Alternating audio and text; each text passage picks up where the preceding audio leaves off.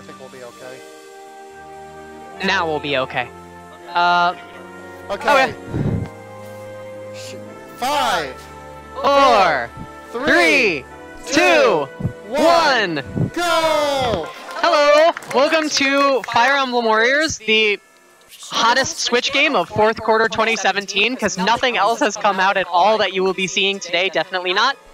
This is the best mission in the game, I don't have to do anything, so I'm going to explain stuff. This is also the second hottest Fire Emblem game this year. Yeah, so this is Fire Emblem Warriors. For those who are unfamiliar, Fire Emblem is like a tactics game series.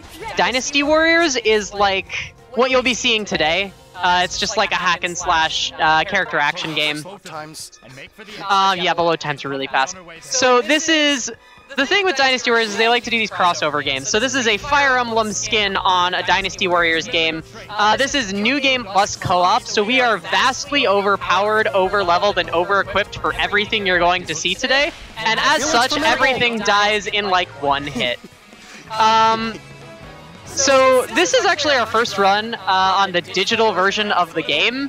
The digital version saves about 7 to 8 seconds on every one of the 44 loads in this game, so we're going to save like 6 free minutes over our PD.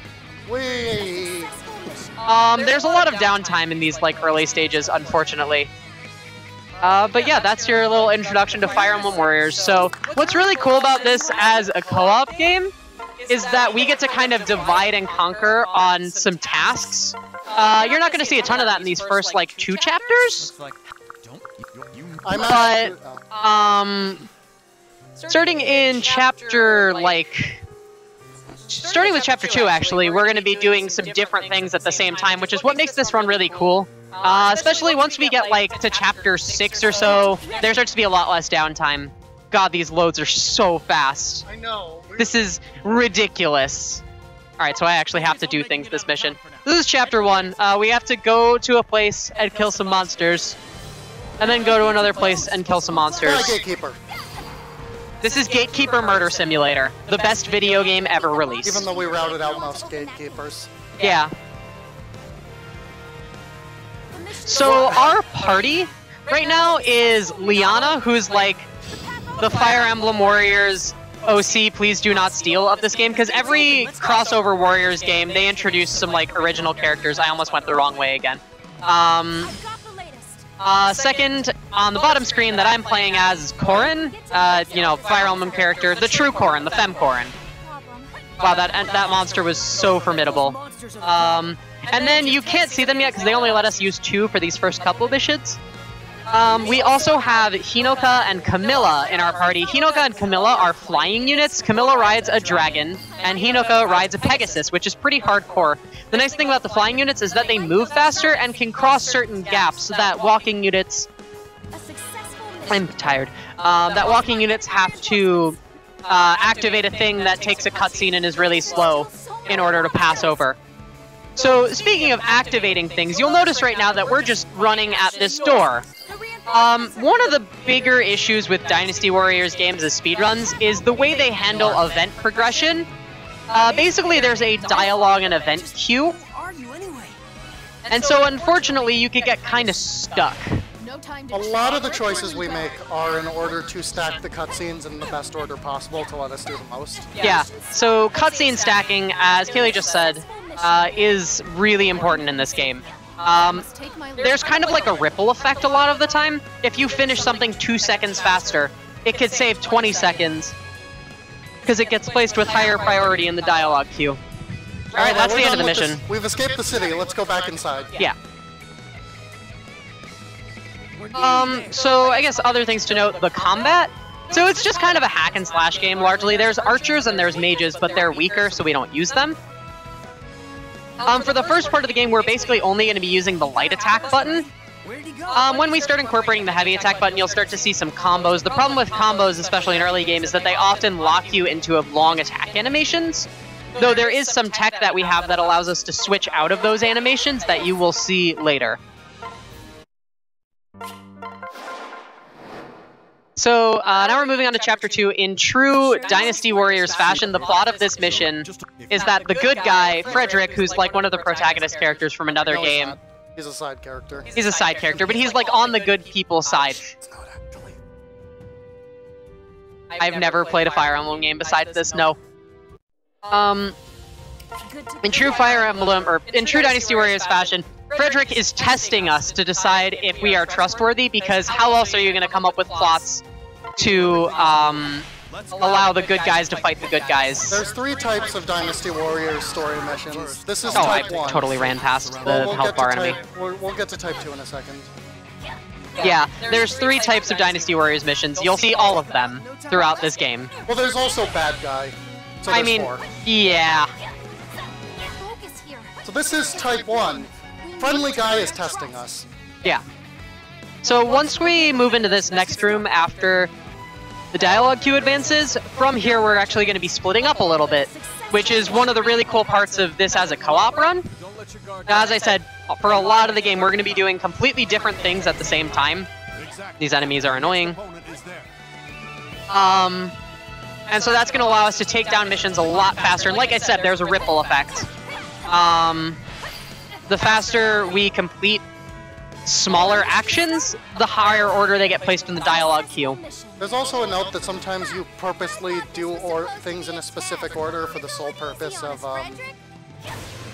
stacking them better. Yeah, we were working on rerouting a mid-game chapter recently where we figured out something that would be faster, but it turned out it was bad for the dialogue queue, so we don't do that anymore. We did actually route this game, I should say. We have route notes over here. This category, yeah. There's one runner who's running both solo categories, and she's really good at this game. Like, it is super not fair.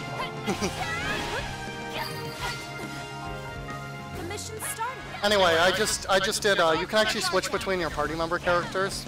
So now we have Wedding Lucina, who's just great. Lucina's actually closer. This is the only point in the mission we use Lucina.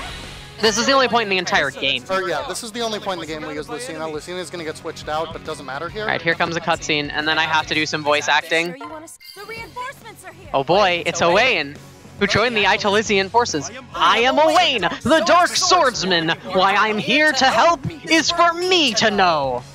Owain's an edgelord. This is like the only time we see him in the entire game. It's also super fitting of Owain to join in a battle and show up heroically in a battle that's like 2 friends fighting in a test of strength. Yeah. As opposed to an actual threat. So once we go through this door, we're going to run around to the bottom corner of the map and fight Frederick, who's going to be a really hard enemy because we're not like 80 levels over leveled at all. I mean, I'm actually not. I'm like... Because Lucina hasn't been power leveled. That being said, she's still like 30 levels over leveled. Also, Frederick has weapon weakness wheel advantage, or disadvantage against us, rather. That was kind of slow, honestly. Yeah, that was a little sloppy. So there's a... No, come back! There's a weapon weakness wheel in this game. Swords are strong over axes, and axes are strong over spears. Spears are strong over swords. So we're going to be taking advantage of that at a couple points in the run, because what makes that matter is later in the one we're going to be taking advantage of a thing in this game called the stun gauge, where certain attacks bring up a stun gauge, and if you deplete the stun gauge, you get like a super powerful attack. If you do a stun gauge on an enemy you have advantage over, it's a golden stun gauge, and the attack you get out of it is super OP. Alright, don't forget to put the flyers back in the party. Hinoko goes on top. Yep, I remembered. Good. Here's support links. Eventually they'll stop showing up. Yeah, that's one of the things with New Game Plus. You need to get like all the support links out of the way so that they stop showing up. There's some dialogue here. Look at our friend Darius on the left there. Our friend Darius, who definitely totally will not betray us at all whatsoever. We love Darius. The mentor character didn't die in the opening. I'm sure he's not going to betray us. Yeah, no. Here's Fire Emblem Mission Type 2. Oh wait, no, this is bad guy. This is the one that... Yeah, so Hinoka and then Camilla. So now we're going to add Hinoka and Camilla into the party, where they'll stay for the rest of the game. We have to add Hinoka back again at one point later. But, like, it's no big deal. It's actually very important you put Hinoka on the top and not the bottom there. Yeah, otherwise it messes up all of our routing. Not only our routing, so we're going to use the flying characters. Oh, come on. My map went big, and I don't know how to turn it back down. You hit right on the D-pad. So you do. I also hit up because I'm I'm gonna terrible. take one of your forts because you. Go for it. We have so much time anyways. Well, I think we might have messed up some of the mission stats. Ah, that's fine. Did you take that fort? Yeah, let's go to the bottom right now. Okay. So we take those forts, and then we head all the way to like the other side of the map here. And guess what? The dialogue queue allows us to get there before anything can even happen. We could actually walk there with walking characters. The only reason we use flyers here is because we want to take out those bases faster. Yeah, so the flyers move significantly faster, if you couldn't tell, which makes a lot of missions, especially these early game missions where character power isn't important, really significantly improved. By the way, Go characters ahead. with health bars, unless you have to, you typically want to avoid killing them. It's not a big deal, but it saves frames. Yeah, health bar enemies will drop drops that show up in like the post-mission screen. So now we're gonna kill Validar. I don't know what Validar's deal is, but he's in this room and we're gonna kill him. And it's gonna be a real challenge. He's a baddie from this game. I mean, other than that, yeah. I don't see any priests in the temple. If they're under attack, we must help them. Some great music playing in the background of our marathon. It's really wonderful. I don't think it's picking up though. Probably not. I can't even hear it because I have game audio. Oh, I don't. Yeah, the store will open in a hot second. So yeah, that was Validar.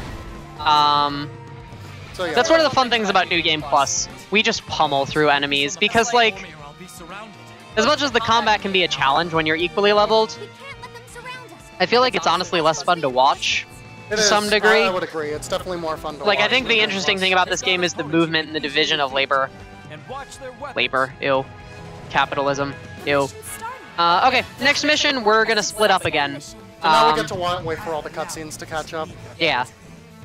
We actually lost a couple seconds there because we moved slightly slower than we were supposed to and wound up letting one more dialogue thing come up, which allowed one of the submissions to start, which, you know, added about 5 seconds. Like I said, ripple effect.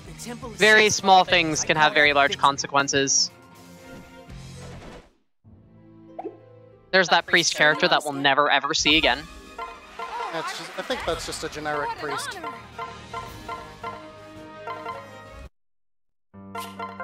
Alright, so in this next mission, we're gonna split up to destroy 2 magic pillars and then fight Marth, who's definitely Marth. Marth. She's we've got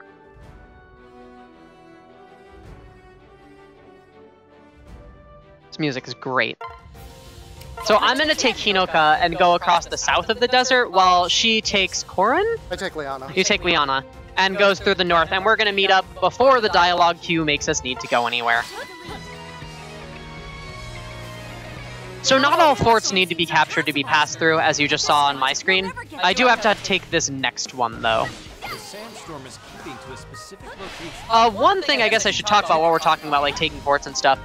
In 2-player mode, sometimes fort captains and gatekeepers and stuff just don't spawn. Especially when there's a lot of enemies on screen, or if the 2 players are particularly far apart. Excuse me.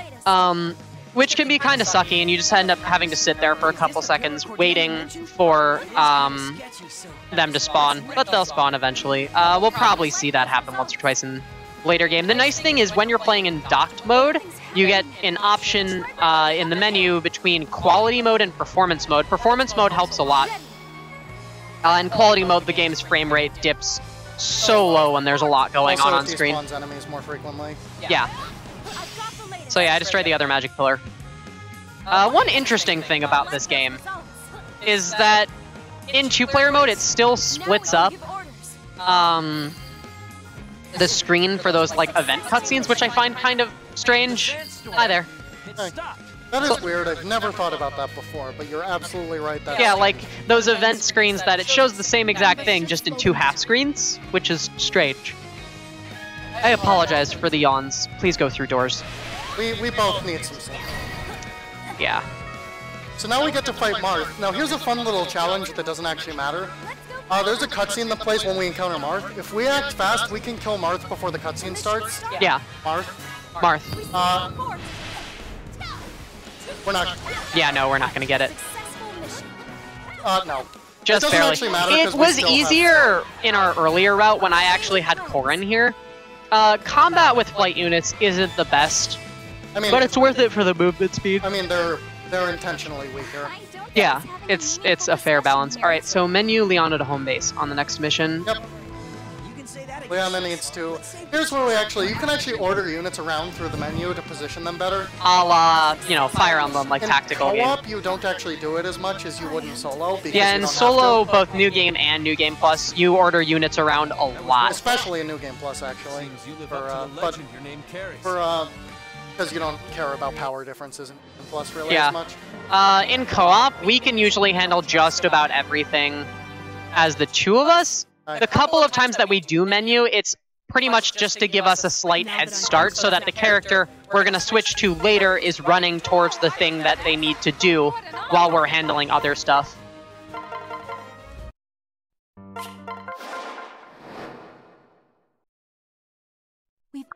I'm picking up radio on my headset again. Nice. I'm getting a 360 ad. Amazing. Truly incredible. My headset keeps picking up radio signals, just for context. Yeah, so put Liana on home base. I'm going to remind you again. Won't forget. I switched to Camilla in this one. The notes are here. Trying not to. But yeah, you switched to Camilla. Okay, good. Ready. God, these You load- switch to Camilla and kind of make your these way load up the left screens side. were like the worst thing on the planet. Now they go so Yeah, they're fast. literally twice as... That's not Hinoka. Now. That must be the dragon's table. Now, let's go stop Valadar's twisted ritual. I've got the latest. Give in now. The walls are So there's a Wall of Darkness, which is a recurring theme you're going to see throughout this game. To take it down, we have to kill some mages. So basically, we're just going to kind of split up here, take the two sides of the map, and fight all of the mages along the way. A little interesting thing here is I could go straight to the mage here, but it's actually faster for me to go around the long way because I end up taking a fort that opens the gates from the back, which lets me go to my next area a little faster. With the mage in the south just not Even spawn if I have to again. kill a few enemies on this way. We'll need to break through the gates to reach certain I need to kill this fort captain, I need to kill that gatekeeper. Ready. It's over. Our fave, the mage in the south, just didn't spawn, so that's neat. Okay, well that's fine. Yeah, I'll still get there at the same time.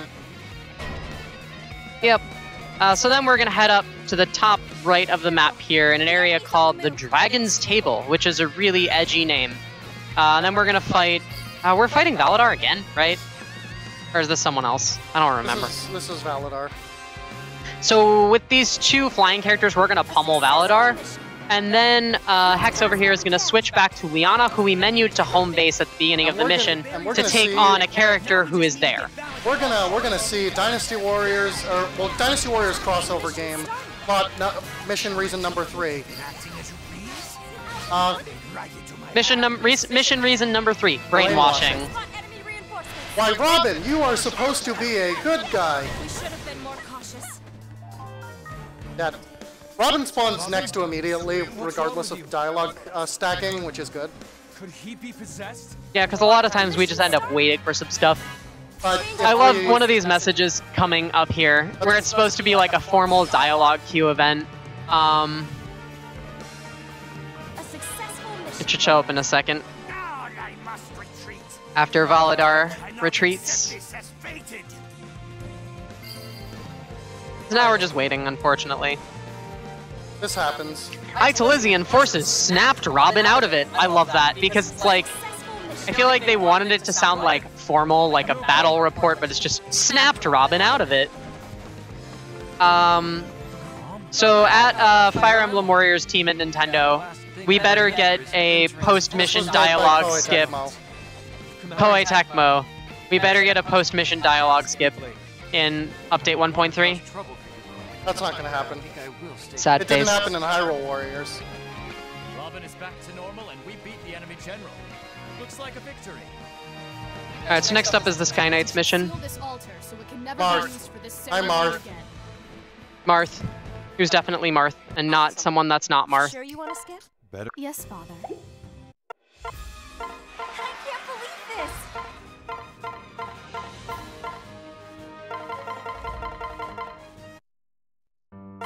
So next up here we have this set of split chapters. We're actually going to play them in the two sets of 3 that are kind of intended. It just works out for the menuing. So we're going to handle this like Hoshiden nobility storyline first. And here's the 4th type of storyline: misunderstanding that went to instant blades because no one bothered to try to talk.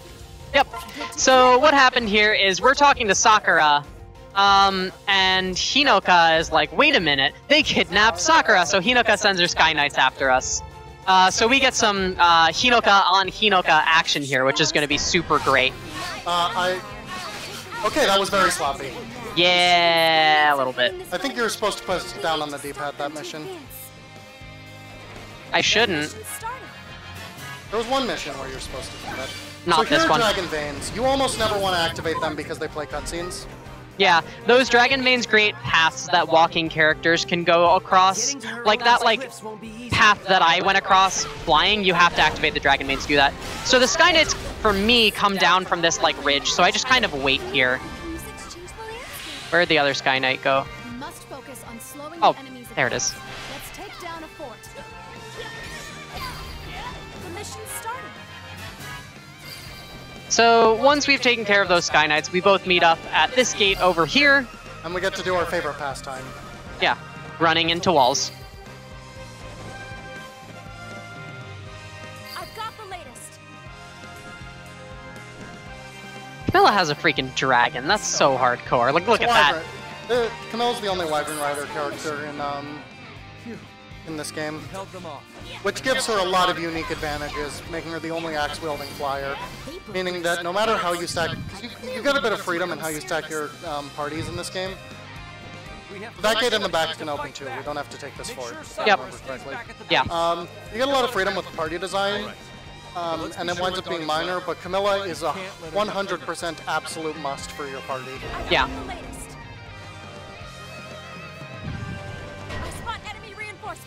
Oh no, more Sky Knights! Well, they're not mandatory, so whatever. So we're just gonna run right through this fort, cross this flying path, and then take on Hinoka. With Hinoka. So there's a golden weakness wheel. In fairness, to anyone who played this game, if Camilla rocked up with Sakura, Hinoka would be making a very valid decision here to just immediately attack Camilla, because that's probably not a good thing happening. There we go, so that was Hinoka. I have weapon advantage there. I am the one true Hinoka, as you can see. So something to talk about with weapon advantage, this game uses the Fire Emblem weapon triangle.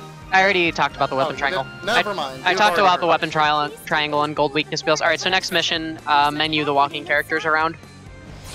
Yeah, golden weakness wheel.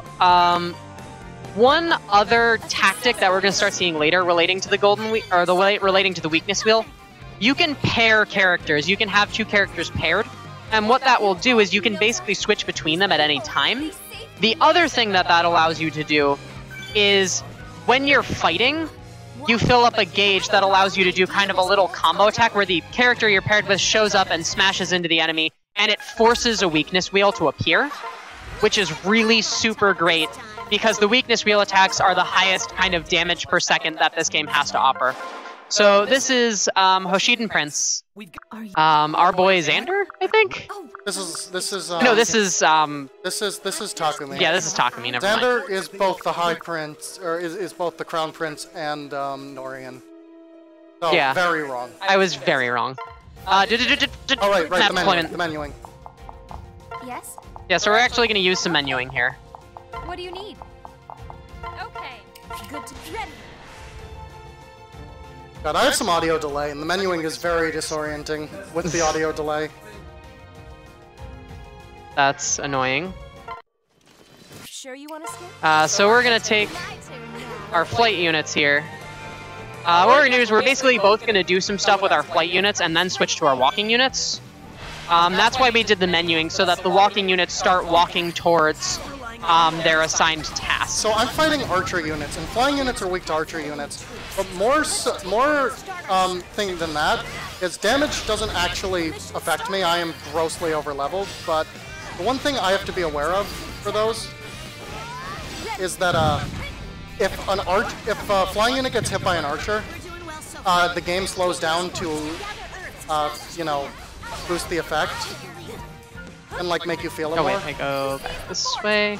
So once all these forts are taken care of, we each do a flying fort and a walking fort. Then we go up to kind of the second set of forts past these gates. So that will happen as soon as the dialogue queue catches up.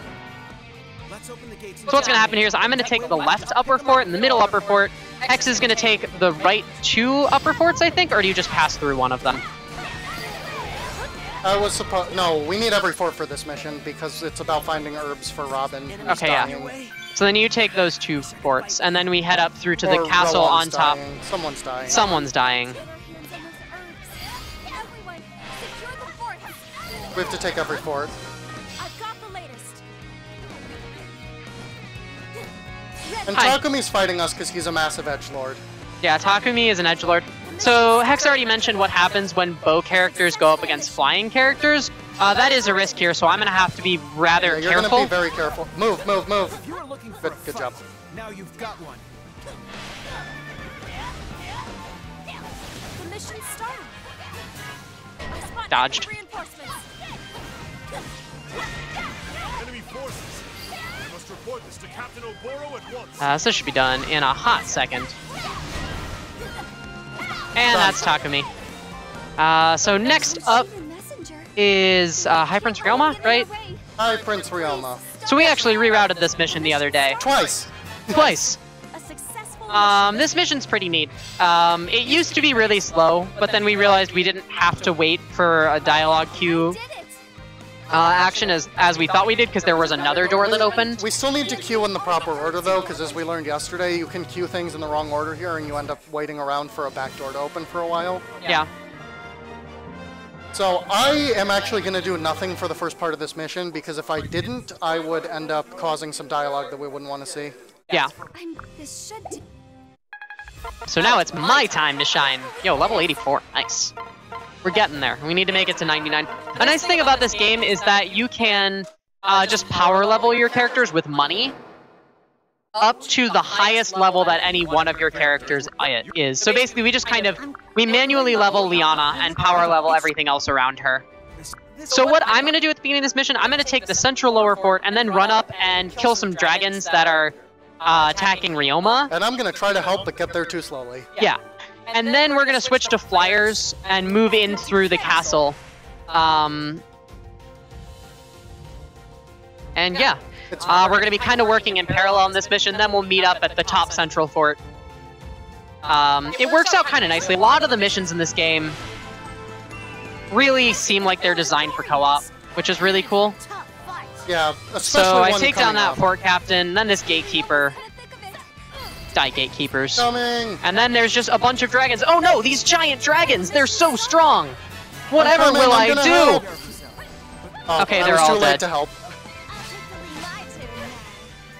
So then once that's done with, So that stacks that cutscene up higher than some of these cutscenes that will come up from killing these gatekeepers and stuff.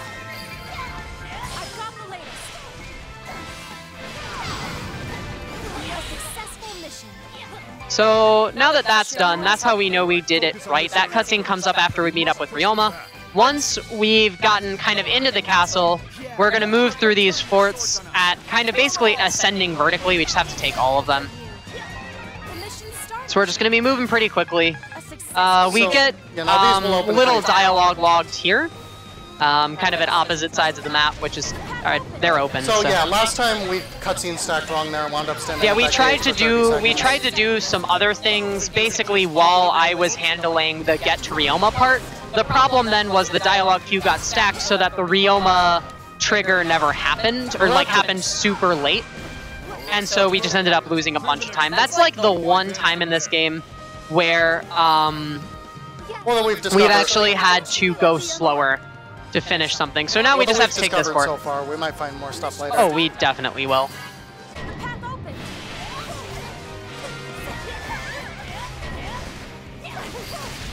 So here's the golden weakness wheel attack that we just did, and it just absolutely destroyed that fort captain. Okay, you ready for the hardest mission in the game? Oh, this mission's really hard. This mission's really hard. like everyone. I think we're gonna need silence for this one Successful mission. when we Yeah. actually get into it. Like, This mission is like this is like the cause of all of our resets. Yeah, because we've totally ever done a run where we've reset, definitely. We've reset at this mission. Every time we've reset, it's been at this mission. Yeah. I have a horse with wings. I have a dragon Well, shit. Thank you all. with wings. I knew I could count on my siblings. Oh, hey, it's Ryoma. What's up, my dude? Look at this edgelord. Like, And what now is with this armor? Okay, so now we're forgetting through. to skip those because I just found out that you could skip You can those. press start on the like mission completed thing, and it will skip the like kind of animation for it and saves like a hot like 5 seconds. It's significant. So now it's I time keep for the forgetting to Norian do that. princess, aka Camilla, who, you know, we have Camilla in our party. We're gonna actually fight Camilla with Camilla. We're gonna get here. some Camilla on Camilla action here, which is gonna be super great. So yeah, this is probably the hardest mission in the game. Oh god. I'm a little nervous here. Yeah. Alright, complete silence for this mission.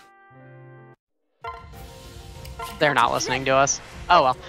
I mean, they're not, but people watching the stream probably are. Alright, you hear me, chat? Silence. We can't read you, but please be quiet. Stop Camilla somehow. It's too dangerous. Please wait inside the base. We'll handle it.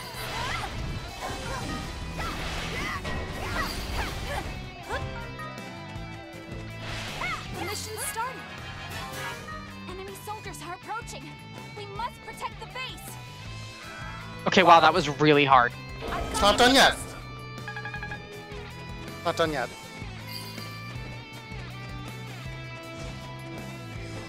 A successful mission. Nice. The base is protected. Alright, I got an HP recovery, which should definitely help. Oh yeah, HP is gonna be a big factor here. So yeah, that mission was, as you could tell, not actually that hard. I had to take one fort and... We're not done yet. We still have to fight Camilla. So the gimmick to this stage was that there's lava that damages you when you walk over it, but it's so non-threatening that you just ignore it. Even in New Game, you just ignore it, and you just run straight to Camilla. So yeah, what happened is I have to take one fort on my path. Meanwhile, she fights some Wyvern Riders, and then we just go straight to Camilla. It's the easiest mission That's in the the game. easiest mission in the game outside of, like, the prologue. The prologue being the easiest mission in the game. It's actually easier than Chapter 1. It is significantly Put easier. Hinoka back in the party after this mission. Yep, that's something I forget. Especially because it defaults to Cordelia, who looks like Hinoka. Yep. I got to meet Elise. Isn't she a dear? I'm looking for my other siblings Doot doot. too. So this will stop in a hot second. There it is. I can't believe this.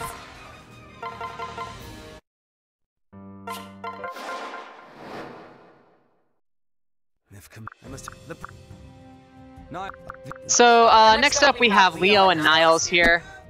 So what's their like motivation? Why are they fighting us? Why are they fighting us? Misunderstanding. Oh, nice. Yeah, so we're gonna kind of split up here. And kind of divide and conquer. What's really gonna happen is she's gonna take a flyer and accomplish most of the major tasks in this mission. Did you put Hinoka back in the party? Nope, I'll do it next mission. That's fine. Sure you You want just reminded me and I forgot. This loses a couple seconds. I mean, it doesn't make a huge difference. So what's going to happen is I'm basically going to take Corin here, one of our more powerful characters, all the way to the end of the mission, while she is accomplishing some other tasks. Why didn't you just take Camilla? I always take, because, Don't you take... no, I always take Liana down here. Do you? Yeah, Oh yeah, I you have to take fight Liana to Niles. Niles. Right. So yeah, she's going to fight the like midway boss while I'm running down towards the final boss. Like I said, division of labor in New Game plus co-op is what makes it a really cool run compared Normally to I solo. would take Hinoka here, but I'm gonna take Camilla because I forgot Hinoka. That's no big deal. It's not. So It's thanks to very the slightly dialogue queue here, I have now made it all the way to the final boss with arguably the most powerful character currently in our party, and am ready to fight the final boss of this mission. And I'm also here too, because I had a flyer. Yeah.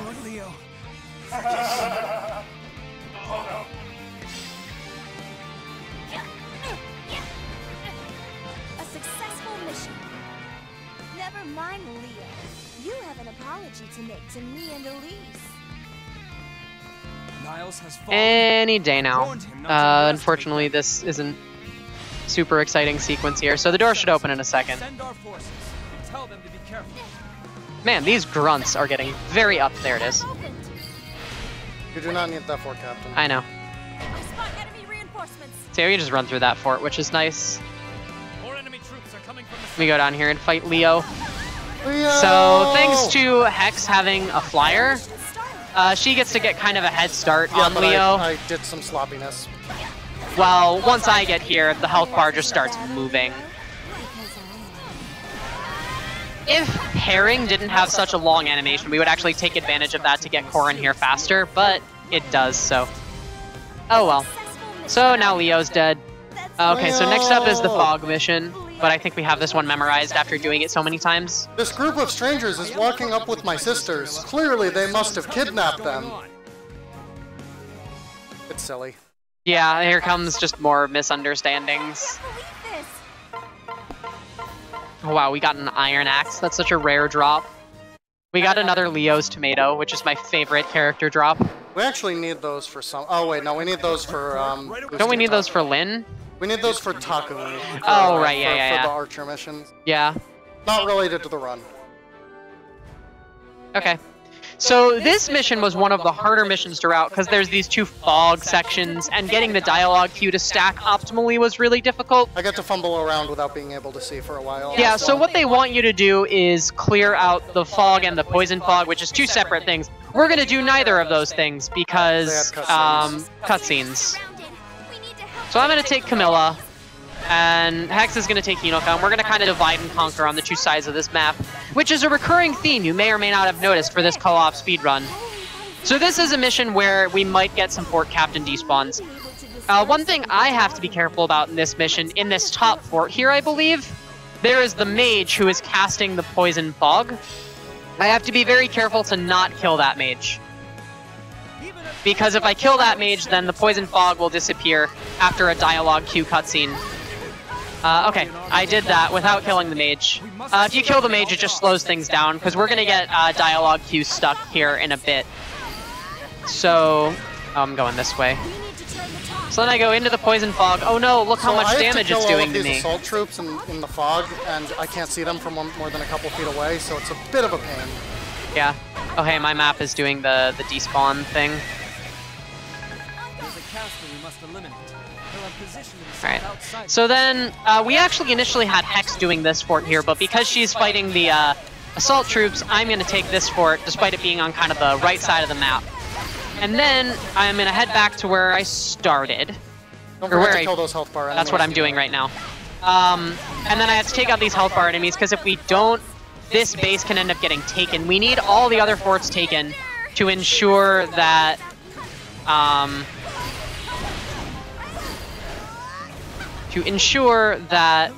the mission progresses. I did a really bad job with these armored knights. That's okay. Is that all of them? Yeah, I did that kind of slow, so... I mean, it's fine. So, because now we're on that dialogue box, that basically means that the queue is progressing in the way we want it to.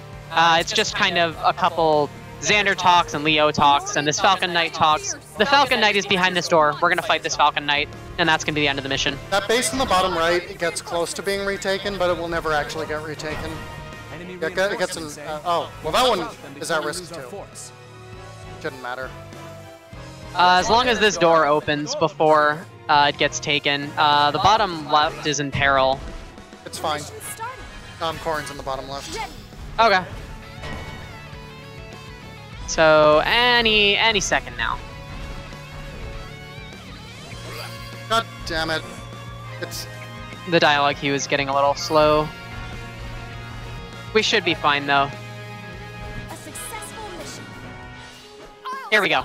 Once this text box comes up, we're good. Maybe you should only kill one of those armored enemies in the future, because the dialogue queue got stuck behind that. I mean, I don't normally kill one, but I saw it. I mean, aren't those the enemies that we need to kill? No, they just have a habit of taking over that one base. But we were waiting for the Camilla killed. The ones I killed needed to be killed. Okay, then I will not do that. We're still learning with this game. That's why this was so slow for me. I'm playing as Cordelia. We never put Hinoka back in the party. the ones who helped my family. That's why that was terrible. Please put Hinoka back in the party. Yeah, we lost a bit of time to that. Let me handle the introductions. Also hit right before selecting this mission. So one little quirk with this game in New Game Plus, or is this in New Game also? It's in both. Is Results like this will ideally great effort. every time you complete a mission, you automatically get advanced to the next one, but there's some weird quirks with this Kind to be spending time kind of with split path thing that we've got going on here. Put Hinoka back in the party. I won't forget again. So we actually have to make sure we hit right there, otherwise we open up Crown Prince Xander again, and it's really annoying. So this mission is one of the missions that kind of... That That's is really very loud loud. over there. That's really loud. right here. We're gonna put Hinoka back in the party. This mission is one of the missions that kind of inspired us to start doing this co-op. This mission requires moving Well, in this is what- synchronization on the two sides of the map, because you have the Hoshins and the Norians on opposite sides of the map. In single player, you have to like run back and forth. The mission will end if one side gets more powerful than the other, so you need to take it Yeah, in parallel. but in co-op, we can kind of divide and conquer really easily, which is super great. We can't lose Ryoma or Xander. Let's hurry to the bases. It'd be dangerous to go straight to them. There's also the mission that made us realize how good flyers work, because we have to use flyers here so that we don't have to watch that Dragon Vein cutscene. And this is where we kind of realized just how much of a time save they are. Yeah. If we focus everything on just one army. As you can see, we're literally doing the same stuff on opposite sides of the map, which I think makes this mission's really cool in co-op. Yes. Unfortunately, we're gonna get kind of desynced here because of the dialogue queue. My gate will open first. Yeah, Hex's gate always opens first. So now we just have to wait here. The commander of each army will kind of make a statement like, "Oh no, we're under attack! Open the gates!" Something like that, and then the gate will open. So yeah, once the reinforcements show up, we'll get a message here from Ryoma, and then Hex's gate will open up. Fallen to the Hoshidans? Take it back now. I spot enemy Any day now. Hi. The mission's starting. Are the enemies behind us even Norians? It doesn't matter. Take them out. I spot enemy reinforcements. Yeah, we need to wait for all of these. Yeah, unfortunately, this There we is the go, way now it is mine with Dynasty opens. Warriors, so mine should open in a hot second here. Who is attacking us from behind? Launch an attack. My gatekeeper's not spawning. It'll show up. Spot enemy reinforcements. Will it? That took forever. Yeah, that was- a lot. That was one of the worst gatekeepers. I mean, it's not gonna matter. I literally just got to my gatekeeper. That's fair. We need to move. What a waste. Who sees the fort? I cannot go on. The base is full. There we go. I like how you dramatically pushed a button there. We need to Well, I was doing the dramatic attack. So yeah, that but mission's you really didn't even cool need to because push a you get button to there. just move completely in parallel, which is a lot of fun in this game. a successful mission. Impossible. Alright, so next up is Yago. Iago. Yago, so you get more proto-magical voice acting in this mission, because I love one of Yago's lines here. It's just super dub voice is what it is.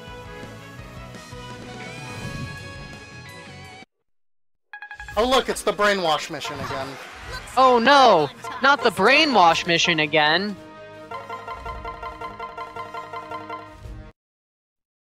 What happened to Corrin? There's a Henry. Is he... What? Why are we... So some of our friends get brainwashed by this dude with a weird face named Yago. So how this mission's gonna work is basically I'm gonna end up taking the flyers, she's gonna take the walkers. There's kind of two phases to this mission. I don't really help that much in the first half of this mission. No, you don't. I do a very small amount. I mean, you help with Yago. I also do the first gatekeeper so you don't have to stop. Yeah, so it ends up working out that she is in the right... There now. Please stop. Come on. They're too formidable for us. Yeah, so by the time I manage to get to this fort, it's already been taken, which is really nice, because then, as you can see, I'm just getting way ahead of her. I spot enemy reinforcements. So then we're going to take this fort and then go wait at a gate beyond By the it. time I get over there, the fort will be taken. Oh, absolutely. No, Corrin The fort's been attacking taken. us too? The second bit of this mission has a little bit more balanced labor. But the flying characters really own this mission because it's a lot, very spread out content. So now we wait here for a bit. Iago, so this was your work. You'll pay dearly for this, you disgrace. The mission started. Change in plans. So we're gonna go fight Iago, who's gonna disappear at half health and make a tactical retreat. You fool, look it up. Save your voice acting for when the voice acting. That wasn't voice acting, that was quoting. So we have to kind of go the long way around here, which is minorly annoying. I messed up and got hit by an enemy, so I'm lagging behind. So I'm gonna be less helpful. You're terrible at this game. Come on, keep up. We have to take that fort, and then we run over here, and it's kind of like, if you remember the Camilla, or not the Camilla mission, the Niles and Leo mission, where the flying character got ahead and started dealing damage to just get a little head start for the walking character to come in and just destroy. Because as you can see, the walking characters are just super powerful compared to the flying characters. You should stop juggling. Yeah. Oh wait. Right. So then Iago once Iago disappears at half health, we switch sets of characters here to Corrin and Hinoka, and we're gonna go through here. Something to note about juggling, when we juggle characters in the air, it's actually a mistake. We're supposed to let them come back down. This is because they take less damage in the air. Yeah.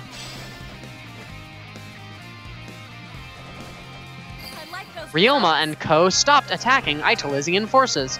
So what's going to happen here is we're going to divide up these 3 forts that we have to take and then go fight Iago round 2. Oh, I'm not running. It's called a tactical retreat, you fool. Look it up. Okay, that's line number 2 that I love in this video game. Of 2. Of 2, yeah. Don't expect any more voice acting. Maybe if I'm in a good mood. So I'm going to actually pass through this fort because I have to walk a longer path to get over here. We'll make it a donation incentive. Note that we do not have donations for this marathon. Donate turtles. Spam the turtle emote in chat. We can't see it, but we'll appreciate that you might have done it. Yeah. So I take that fort. We have to take all 3 of these, and it just works out that she can take the 2 on the right, and I dip off to go to the one in the center. Well, the fort captains are replaced by mages there, so that's why. Yeah, because we have to kill the mages, who are also the fort captains. And then we get up here long before the Wall of Darkness goes down. Huh? Who are you? Why is everyone from Nor and Bushido together? We've got to change tactics. I wonder if I can do that thing I did last time again, where I managed to make it in through this door. You can get through these opening doors. You can gain a tiny amount of speed. If you happen to line up a dodge with this, it's incredibly minor. The mission started. A successful mission. All right, there we go. Hell yeah. You got it, I didn't. I was literally just mashing B. I was too. So Iago's kind of annoying, and by kind of annoying, I mean very annoying. Not really. He's annoying to flyers. Magic characters are annoying. Because He's gonna die like instantly. There we go, he's dead. Hinoka did the triangle of death. Because math kills, kids. Be aware. Math. Not even once. If you have a friend or teacher that's trying to get you to do math, remember to tell them no. say no to math. Do drugs instead. What? What? What? What? A successful mission. I didn't say anything. Did you say something? No, I didn't say anything. Scary words? Ooh, I'm trembling. Sure you want to skip? Hey, Kaylee! Do you know what time it is? It's time for the best mission in the game! So, this is an escort mission, and it sucks. It's real bad. It's really, really terrible. It sucks. It's also because an we have to RNG escort Hellfest. Darius here, Like 2 and minutes so of Darius does not like to move forward in general, but if there's like literally any enemies at all around him, he will stop to fight them because he's the worst. That includes tiny grunts, not just health bar Yeah. enemies. So this mission's fun. This is the main source of randomness in this game, which I guess is something worth noting here. This game is not very random, which is pretty cool. There's a bigger RNG thing in new game solo, but it doesn't really affect us here. So the other cool thing that we're going to start to see in this mission is a set of skills that we like to call pairing tech. I talked a little bit about pairing and the stun gauge. The other cool thing you can do with pairing is you can pair one of our walkers and one of our flyers to get the flyer's movement speed and the walker's power, because the cool thing with pairing is the switch between characters is basically instant. If you do an attack and then switch, it just happens really quickly. You can't switch while a flying unit is in a dash. Yeah. But you can instantly exit a dash by attacking. So what you usually do, because what we usually end up doing is like flying the flying unit to a battle, and then you just smash the ground with one attack as the flying unit and then switch. I hate you, Darius.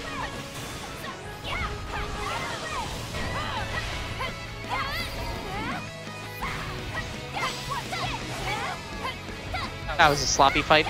So while I have a bunch of free time here, I'm gonna go pair with Camilla. And I'm just going to babysit Darius so that nothing's around him. He will still attack at nothing. So now I have Camilla, so I can just switch between them. For the fun fact, Darius will still attack the air sometimes, even if you do clear everything out around him. Yeah, so now we just get to kind of babysit.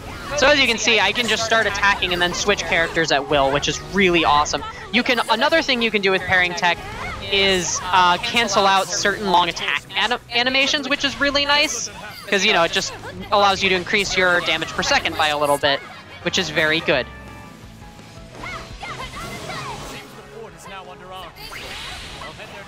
I healed Darius there. There was no reason for it, I'm just bored.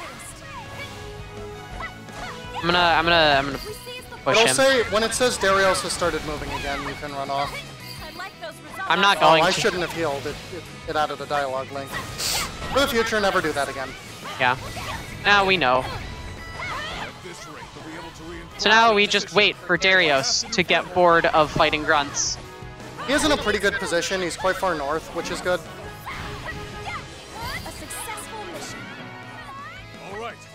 Okay, buddy. Okay, buddy. Go this way. Okay, buddy. I am going to push Darius all the way there by myself if I must. If this game ever gets a task, that's what you do. Darius! Darius, what are you doing? He's going back to where we started. And then some enemies spawned around him. What in the shit, Darius? Did we take all 3 forts? Did we, like, miss one? Did you take the southern fort? Yes, I took it with you. I took the north and the middle forts. They're all blue. This is just really terrible Darius randomness. It's acting like there's something we still have to do. Darius is advancing again. Okay, so it was just terrible luck. Because, like, we weren't even dialogue locked. Darius! Okay, this is your time to go wait at your spot, by the way. Okay, well, that was some of the worst Darius RNG we've ever seen. Go wait at your spot. Darius. No, I have plenty of time. You have to get to the other side of the map. It's really not that far. He's almost in there. You would need to go. I do not need to go. That is absolutely incorrect. We established this last time I did a run. So now I will go. So now I go wait here.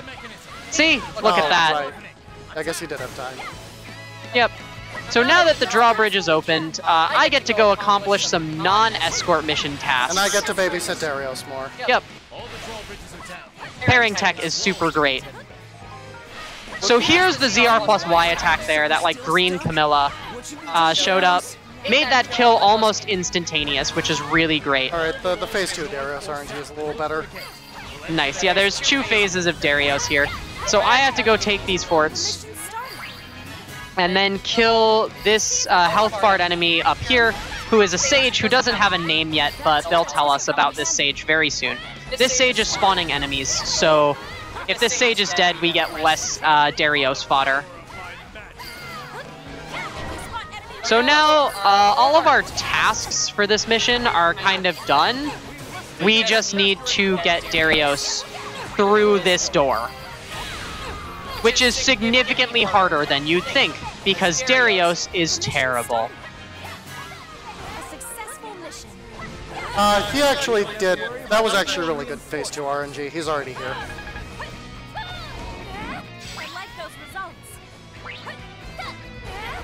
So now we just murder grunts until our boy Darius. He's there.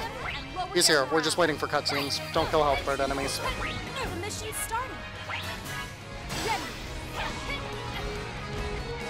You know you have a good mission when we've killed a combined like 800 or 900 enemies rather. The path to their base is open. We got really bad phase 1 Darius RNG. We're about to see much more resistance. Be ready. Excellent. Now we can get inside. Come on, Darius. There we go. Okay, so that's the worst mission in the game right there. Okay, so next up is That was Garnef not 1. the best one of those. That was Yeah, no, that was pretty bad. There's not a ton you can do though, so... I can't recall. Then there's a bunch of cutscenes after. So now, Darius goes into the fort and the door closes behind him, and we're He about to has get been attacked by a kidnapped. crap ton of monsters. Those We people are need being to very rescue loud. our friend Darius. Yeah, so we're gonna go to the World Tree to try and find some powerful swords, because there's just powerful swords there, obviously. Totally. Duh. This is in every Dynasty Warriors game, I think. Like, we need to have the protagonist character get their big, powerful weapon Yeah. that we don't even use because we don't have the right materials for it to be any good. Yep. Good to go. So this is the one where we both take flyers and then Yep. we kill Garnef clones. So this mission is... There's another little bit of randomness here. It's We're not gonna so- fight this guy named Garnef, and then he's gonna disappear, and then we're gonna fight him again. Now I can bury you. And except the second time he's gonna spawn 3 of himself, but only one of them is the real one. So luckily, because we're in co-op, we're able to handle 2 of the spawns at the same time. The mission's starting. If it happens to be the 1 in 3 chance that it's the 3rd spawn, then we got unlucky, but we actually have plans in our route for if it is the 3rd spawn. It's not that big of a deal. It is in It's new really game. not. In new game, and especially solo, it's a huge Yeah, in new problem. game solo, it's pretty bad. But here the RNG is kind of not that big of a deal. It's a 2 in 3 chance that it won't even matter. I've got the latest. You having fun up there? I am trying to come back down. I don't like Hinoka as a combat character, but she is the highest damage output. This tree is bigger than Besides Camilla. Above flyers. Yeah, highest damage flyer besides Camilla. Almost done here. Flyer combat isn't as fun as Walker combat. That attack is very good. I'm gonna go... So now we switch back to our walkers, and we're gonna get in position for the Garnef clones. The mission's starting. A successful mission. So I'm pretty sure Garnef spawns over here somewhere. And Garnef spawns right here on my end. So now we just have to wait for the Garnef clones to spawn. One of them will be real at random. A shadow. Garnef, show yourself. Ready. We see is the fort. I spot enemy reinforcements. I was slightly off There's where the mine Garnef. was gonna spawn. So here's Garnef's. 2 in 3 chance that we have a good Garnef spawn, because there's 3 of them, and we're fighting 2 of them right now. And Camilla will be right next to the 3rd one because she will automatically path over there. Where did my Garnef go? I guess he was Yours fake. was a fake. The mission's starting. Mine was the real one though. Okay, cool. I had just switched to Camilla. I don't think we've ever actually done a run where we've gotten a bad No, Garnef but it's spawn in happened that when we mission. were. It's happened while we were grinding out ILs. Yeah. And by grinding out, I mean routing. I shall bring this chapter. Alright, so now that we have the super powerful swords that were in the world tree, we're gonna go back and take on the monsters that are kidnapping Darius. Kidnapping. Poor Darius. Poor Darius, he has been kidnapped against his will. Poor Darius. Poor Darius. Hands on a new power. Let's go, everyone. Sure you want to skip? I can't believe this. Yo, Plop, how's the stream doing? Nice. Thank you. Hi chat, y'all are wonderful. Thank you for watching this little marathon that we threw together literally this week. And I guess I'll say this while we're waiting here. Thank you very much, RIT EGS, for letting us do this. This is awesome. We really like putting on marathons. Here's where the flyer tech starts to be really important. So yeah, we're both... So if you noticed on the map there, how there's a walker and a flyer on the north side and south side of the map each, we're going to pair those sets and use the pairing tech throughout this entire mission, because this mission involves a lot of, like, fort taking and a lot of movement, but a lot of combat too. So we're just going to pairing tech, so we don't need to take the first middle fort, but we do need to take the second middle fort. Stop. Think. We've attacked this place before. The enemy will be on alert. Oh my god. She's right. First, we must take the Well, I exploit the weakness, so whatever. My turn now. We seize the fort. I'll take the lead. We seize the fort. We seize the fort. My turn now. We seize the fort. I won't surrender. Cool. So now we gotta stick together for cutscene stacking reasons. We need to go wait at this door. Make sure to do as little as possible. This will open in just a second. This one doesn't take long to open. Yeah. The cutscene stacking kind of worked itself out here. Unfortunately, we're still waiting for the cutscenes that tell us to take that middle fort that we just took, which was the castle tower. Thanks, Kaida. Thanks, Kaida. We used to use Kaida, but Hinoka ended up being better. Hinoka has a unique weapon, which means that she has a higher potential for damage output. So we're going to go through here, take one more fort, make a couple turns, take a fort, and then wait for some dialogue, unfortunately. Yeah, this is one of the last big weighty parts of the game. We must brace ourselves for trouble. My turn now. Where is the freaking door? You are going this way. There we go. It's kind of easy to get just turned around here because of switching back and forth. Good thing I got off of my flyer in time for that. Alright, so now we just wait at this door. Yep. There's a fork in the path. You two must decide. So we're gonna open this door. We're gonna go fight some monsters, and then we're gonna save Darius from his kidnapping, because he's kidnapped. Definitely. We will save you, Darius, the victim of this story. We should have been more cautious. So, if you notice those purple circles that spawned on the map, those are Outrealm portals, which just spawn monsters, I guess, is their thing. In this mission, we're going to completely ignore them. Later, we're going to have to take a bunch of them. One of the last missions in the game, Chapter 19, Reclaiming Home, actually has some pretty interesting routing to handle a bunch of Outrealm portals, some, what are they called? Crystals? Dark crystals or whatever, and a bunch of forts. There aren't any dark crystals in that mission. Dark crystals are a Belzark thing. Tell us, where is Darius? No, they're also in Darius too. Are they? I thought they were just Outrealm. Well, I don't remember. Anyways, that mission has some really cool routing. That was actually, when we were finishing our routing, we thought that mission was going to be super easy because it was an easy mission compared to the rest of the missions routed. It ended up being one of the most difficult missions to route in the entire game.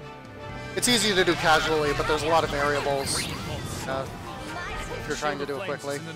I can go through the correct doorway. So we're going to completely ignore that Outrealm sentry. Hi, buddy. Then we need to clear everything out of this room. Yeah, I mean all the health barred enemies.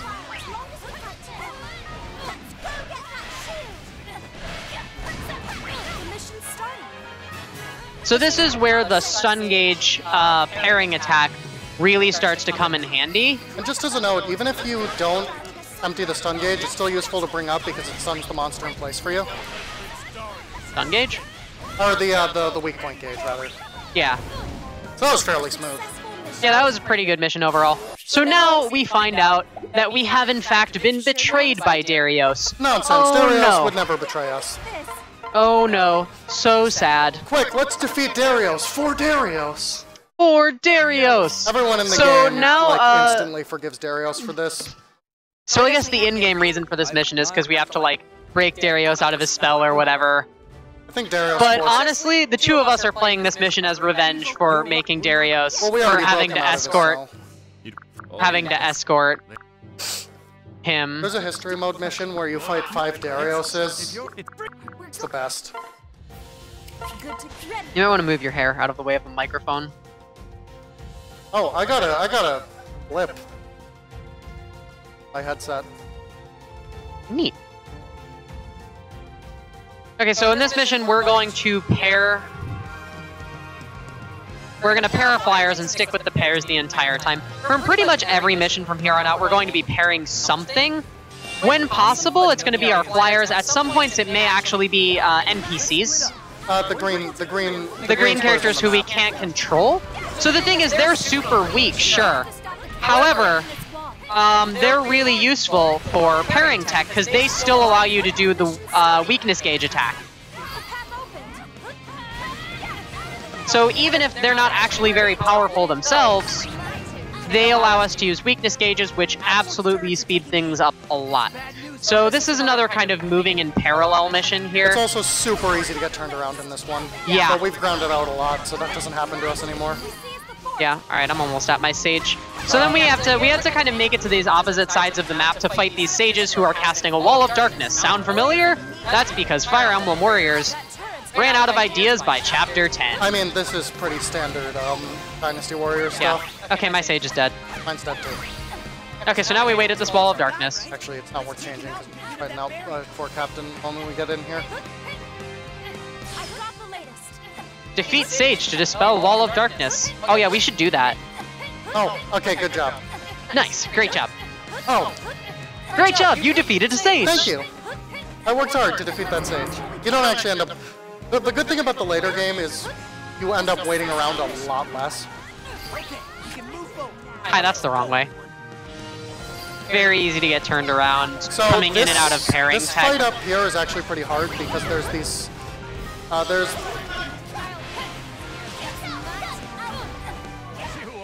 The nice there's thing these- is we get golden weakness wheels on Darius, which makes him die super quickly. Oh, that's because of Hinoka's axe, by the way. Yeah. Sorry, Camilla's axe. But there's these Chaos Dragon statues over here that are causing a whole mess of trouble, because they just They attack can make this us. fight very challenging. But That was pretty fast, though. I think that's the second fastest we've done that. Yeah. Okay, so in this next mission, now we have to kind of basically do the same thing again, except we have to do some slightly different tasks we're gonna have before we get the privilege of pummeling the shit out of Darius. So this one's route is a little more complicated. Yeah. We're gonna be pairing green NPCs this match because we need everybody. Yeah, because the flyers will get used on their own later in the mission. Pairing and unpairing is definitely not worth it. And the nice thing is the flyers kind of auto-path no, to they're tasks used that we need to immediately. accomplish later. But they're kind of sent off to various corners of the map where they're not worth being brought back. Yeah. Good to ready. So meanwhile, I'm going to stick with Camilla this whole mission. I'm going to pair Xander, if you remember him. Again, he's super weak You're compared Corrin, to the you're player with Corrin. characters. You're with Corrin. Yeah. You said Camilla. Did I say Camilla? I meant Corrin.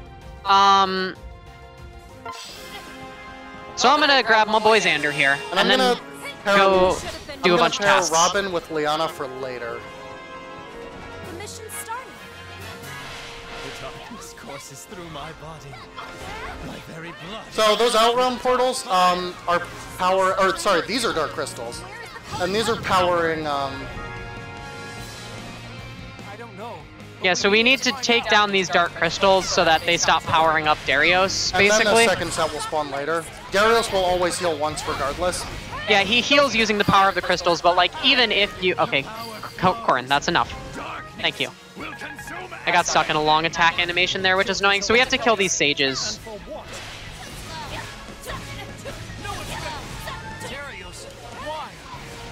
So, with the power of these paired NPCs, we get to use these weakness gauges. I don't have one with Camilla, so mine's gonna go slower. You don't? Okay, well I do. So that allowed me to fight that sage really quickly, Yeah, Hinoka doesn't actually because pair this is a speed run. Nice work. Must move speed. So now I'm gonna head into like the throne hall here and start having the time of my life pummeling the ever-living shit out of Darius as revenge for making us escort him. Alright, so I'm gonna take Takumi over here. And I'm gonna take... Those results. Goodbye, hundreds of grunts. I just find it so funny that the grunts, you just run past them, they don't attack you. They just kind of stare, maybe slowly move towards you. They will attack you if you stand still next to them for long enough. Yeah. They're absurdly weak. They're set dressing for you to... They're pots in Dark Souls. You can run through, you can roll through them and kill them. Those turrets are in the way. So now I'm going to start pummeling Darius. Like we said earlier, his plan is to heal using the power of those dark crystals and the Outrealm portals that we already destroyed. But it's programmed into the game. It's programmed into the game that he will heal once no matter what. So unfortunately, there's no way to skip his heal, at least that we've discovered, but we're pretty sure. Even if there was, because of how fast we take out Darius, it's not worth waiting around for. Because he won't heal twice is the thing. He'll just stay at 1 health the second time. Yeah, so now we just kind of pummel him. Okay, so I got a stun gauge attack off there, which is really good. Now I'm going to switch back to Liana and join the Darius fight. Don't lose focus. If you are going to act swiftly. Darius, is it really you?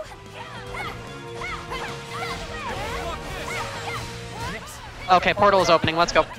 So when he says that, we have to run off here and fight 2 more portal guardians, or Outrealm sentries, whatever you want to call them. I like those results. Nice work. These things are not very strong, so it's kind of whatever. Yep, when we, there's actually a character we're going to switch out Corin for who has Draco Slayer on her weapon by default, and that's going to make that go even faster. Nice work. This is our only chance. Yeah, so Darius is going to heal here, even though we've taken out everything. We need to move. The good thing is this pummeling while he's at 1 health is going to matter, because it will... Oh, I guess not. I guess I'm wrong about that. Yeah, I don't think it carries over. But we, as long as we're pummeling him, we like, the pummeling starts like instantly. There has to be something we can do to free Darius. Darius actually gets kind of annoying here. He likes to like attack back like a competent enemy or something. Anyways, we're just I gonna... missed a bunch with my stun gauge attacks. We're just gonna knock him into this back room, I guess. Dynasty Warriors fights have a lot of knockback. You have to actually... And knock up, I guess. That was So a little that's- sloppy, but not terrible. That was a... yeah. So now Darius is dead. Thank the Lord.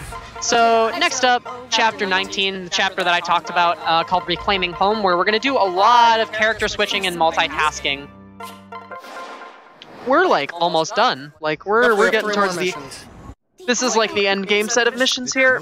We just have this, we have another fight at the World Tree, and then we take on Chaos Dragon Velazark, who's apparently at the bottom of all of this or something. I don't know what the plot of this game is, honestly. I know I've said this jokingly before, but in seriousness, this is the most complicated route in the game. Yeah. It's not terrible, but there's a lot of specific movement and cutscene stacking. And every movement, like every order of everything is very intentional with this one. Yeah. So I'm gonna pair, hi Xander. I'm gonna I'm pair my boy Xander again. And then I'm basically gonna stay as Hinoka for this whole mission, which kind of sucks. I hate combat as Hinoka, as I've talked about. This cutscene here is really annoying, because it spawns right in the middle of your fight and takes your lock-on off. We can close the portals if we defeat those enemies in the way. But we both just kind of have our own little routes here that we're taking through this city. We're trying to ideally optimize the dialogue queue here to accomplish certain tasks first and then other tasks afterwards, naturally.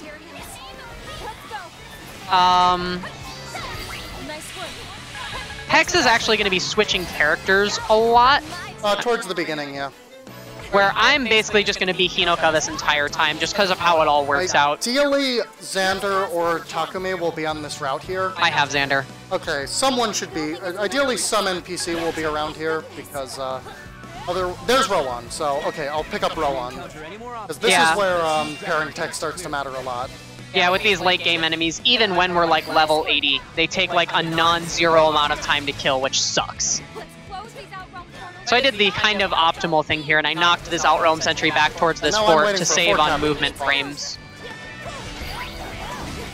So something that's kind of difficult here, I have to be sure not to knock this fort captain out of the fort. I know that doesn't sound that hard, but with Camilla's like massive throwing. Yeah, the everything everywhere. flyers like to knock back. The reason is because I have to hit this Dragon Vein in this fort, and if I hit this fort captain off into the distance, I have to come all the way back. Yeah. So I'm kind of doing the, well, not here, but my next fort is kind of the same. I'm actually going to do a little bit kind of inconvenient seeming routing here. There's going to be something that's going to spawn to my right on the map that I'm going to take care of, but I'm going to go somewhere else first because I want to accomplish that task. So that portal just spawned to my, like directly to my right. It's cutscene stacking. We do these in an order that seems suboptimal for cutscene's sake. Yeah, we want the Dragon Veins to be activated. That's like our first order of business. Because the Dragon Veins are what's going to allow us to get to the last fort here, this Bell Tower fort. So we need all the Dragon Veins done as soon as possible. So, and then and then while the dialogue queue is going, I basically go back and take care of that Outrealm portal that opened by where I was. this mission is close all the portals and take all the forts, by the way. Yeah, and that's basically it. Reclaiming home. You just have to do a bunch of stuff And you do here. need to hit every Dragon Vein because they open up the pathways to forts you can't normally get to at all. Even though we don't like hitting Dragon Veins. Oh, I got stuck in an like attack cutscenes. animation. Okay, so that's that. Gonna make sure to hit this Dragon Vein. I forgot last run, and that cost us like a hot minute or so. Yeah, that was kind of costly last run. But Should I go? Should I go take care of that? Yeah. Or should I go to the center first? No, I'll go to the center. You take care of that. You go take care of that. Okay, so this mission has a lot of variability, as we've already mentioned, with like AI behavior, as well as dialogue queue stacking. Just kind of depending on how things go, your route can change. Sometimes if I move a little bit faster, I'm able to go take that center Outrealm portal before this Bell Tower fort opens. You might end up doing it anyway after I take this north Yeah. one. Once we control all the forts, we'll chase those fiends out of town. We need to move. Okay, yeah, I'm done. I'm on my way to the center. So yeah, this mission, like a lot of the other ones, just very divide and conquer. This one just requires a little more thought than a lot of the others. But once all these Outrealm sentries are done, and all the portals are taken, that's the entire mission. Yep, I end up taking out. I end up doing a ton of character switching here, whereas Yeah, Proto ends up staying as Hinoka the entire mission. It's just the way this so one there we works go. out. And But that's the mission. That was pretty smooth for that mission, honestly. Alright, so next up we have Chapter 20, back at the World Tree. We're gonna fight some, like, shadow clones of our party. Shadow clones. Or of, like, our characters, not necessarily our party, that includes the NPCs. Stay closed now. So we get some good combat here and some cool routing. We're going to be pairing our flyers and walkers again in this upcoming mission. A little fun fact, if you're playing this game casual and you want to grind out rare materials belonging to specific characters, you can use the shadows here because they'll always spawn based on what's in the party. So characters like Lynn and Anna and Celia is a good mission for grinding out their materials. Yeah. Clash at the World Tree. So we're actually, just for a little bit of routing efficiency, we're actually going to switch to our flyers to go pair our walkers. Just based on the map spawns, that works out to be the better way to handle things, because if you notice there on the map, the flyers spawn at the very bottom of the map, and we have to go a little farther up to start. So we don't want to have our walkers run backwards. So at the beginning of the mission, we're going to kind of...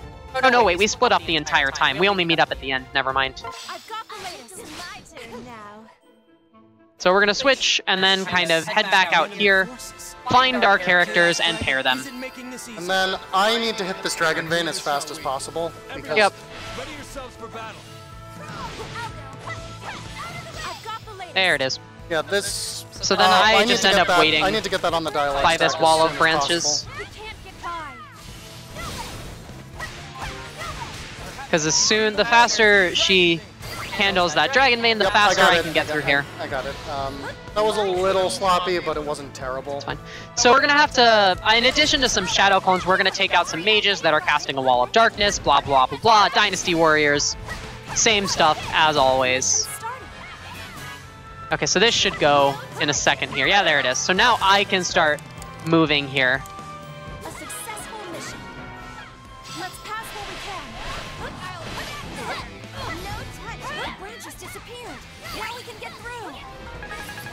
Now we wait for some shadows to spawn. They'll spawn like back here. Press on. We don't have time to drag our feet here. We can't get through without the fort. Let's take it and open the gate. Hey, monster buddies. The mission started. So yeah, so now we have to wait. The first shadows are going to spawn, and they're going to function as the gatekeepers for these, like, second-level forts. By the way, they will spawn slightly before the dialogue tells us they spawn, so that's something to keep an eye on. Yeah, you just kind of have to wait for them to appear, and then you go. If only it weren't so dark. So both of us have, our pair attacks will hit weapon weakness on these two. Yeah, it works out really nicely based on which shadows spawn because of our party. We will get gold weakness wheels on these shadows, which is really cool. But this is why way back at the beginning it's important to put Hinoka on top, because typically we get weapon advantage with positioning this way. More often than not, much more often than not, it's actually, like... Enemies disguised as our friends are guarding the fort? The mission started.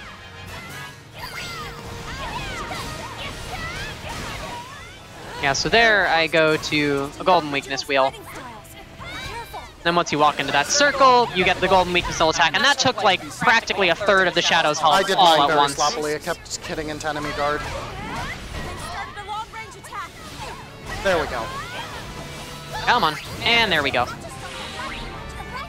So we need to kill the mages in these forts. We don't actually need to take the forts. Yeah, The mages are... The shadows are surprisingly strong, so it's weird how weak the mages are. yep. And so then we go up to the path up here. This is where we're actually going to meet up for the rest of the mission. Yep.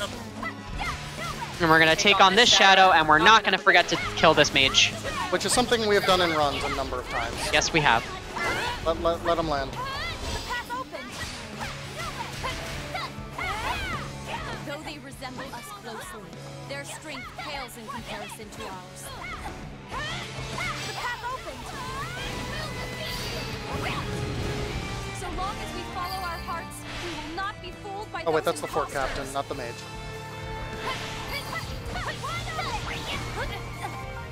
There we go. My turn now. So now we don't actually have to switch back to flyers here. We just kind of need to wait. You can if you want to, though. So we need to wait for this fort to open, and then a little bit after the fort opens, the final shadow will spawn. We don't actually have to take this fort. A success. We're going to get Liana's shadow. The true self. All the imposters are dead. Edgelord. We're making pretty good time. All that's left Have you looked is at to the show timer? those Yeah, mages we're doing the pretty well. true meaning of- We're going to save some serious time from the loads. Let's pass what we can. So now this fort is open. Now we just have to wait. And in a little bit, Liana's shadow, excuse me, will spawn in here. Yep, right over here somewhere. Did it! The wall of darkness has disappeared. We should have been more cautious. There we are. The dialogue will show up in a second telling us that this happened. What's going on? This has an imposter? One of her is more than So, Liana's a sword wielder, meaning the my axe wielder pairing tech. The mission started. That shadow dies very, very quickly with the two of us pummeling and with So now we're up to our pairing final tech. mission. Pass what we Yep. can. So the final mission is Chaos Dragon Velazark, but before we can get into Velazark, we have to, on the four corners of the map, which are kind of locked off from each other by gatekeepers and forts, there is a dark crystal that we have to take down that is giving Chaos Dragon Velazark power. Sure you want to So, for dialogue stacking queue purposes, we're gonna do the walkers, crystals, and then after you do the crystal, or I guess it's in the same area, it works out to do it after, then you have to do a fort and a dragon vein, and the dragon vein allows you to enter the Chaos Dragon Velazark arena. We're gonna do the whole walker sections first, with a dark crystal and a dragon vein, so that the dragon vein door is open by the time we come back. Then we're gonna switch to the flyers, do their dark crystals. By the time that's done, the Dragon Vein doors will be open, so we can go pummel Chaos Dragon Velazark back to whence they came from, or something like that. I don't know. For the record, this was one of the bigger RNG parts of the run, with the way the flyer's moving. Yeah, the Flyers pathing can add or subtract time to this. If they decide to go actually fight the Guardians of the Dark Crystals, then, like, it's super great. It's also, If not, it sucks. if if Awakening Potions drop for us, we save some time. Yeah, we haven't actually talked about Awakening State because we haven't used it Hasn't been yet. relevant So yet. the Awakening State is a thing you can do when you charge up the vertical meter to the left of the character portrait. Basically, it is... it allows you get like super powerful, all of your stun gauges will be gold, you do significantly more damage. At the end of the Awakening State, you get a super powerful animated attack. That's really cool. And so there's one Awakening Potion in Velazark's arena. The mission started. But if enemies decide to drop them, we could both end up with an Awakening Potion, which is really good luck. Plus, I don't have to run off to get the one. But it's looking like I'm not going to get one at this rate. Power of darkness itself. We must stem the flow immediately. So the captain of this fort is a shadow. I think mine is the shadow of Frederick. Mine's the Shadow of Robin. That's true. His wounds will be healed. Some gold weakness wheel attack. The mission started. We seized the fort. So there my Dark Crystal disappeared. The dialogue is just going to start kind of... I got bad flyer RNG.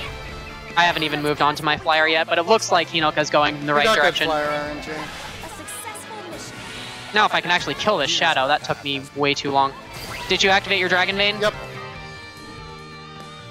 I think we need to weaken him even more, you guys. We can't beat him like this. Yeah, so Hinoka was right here, which is really good. It may be safe to close up the Hinoka got good. So You once the flyer Dragon Veins, or the flyer Dark Crystals are gone, or at least once the Fafnir is dead, the dialogue queue will get rid of the Dark Crystals later. Once these Fafnirs are dead, we can switch to the Walkers and go start fighting Chaos Dragon Velazark.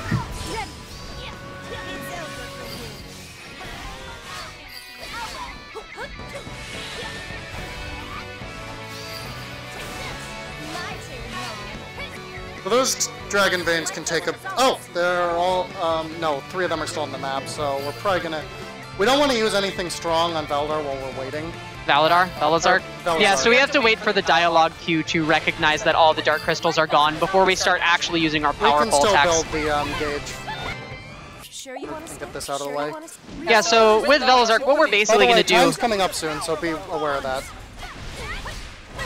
Time is going to come up when we lose control after the end of this dragon fight. So the health bar will drop to 0, and then it'll go into a cutscene, and that's where time ends, right when the cutscene. We will do that. So what we're going to do... Looks like they're all gone. Yep. Now that the Dark Crystals are gone, we're going to start alternating our stun gauge trigger attacks. Also talk about Awakening. We need to talk about Awakening State. Yeah. Oh, hey, I have a full Awakening State. Let me use that in a second.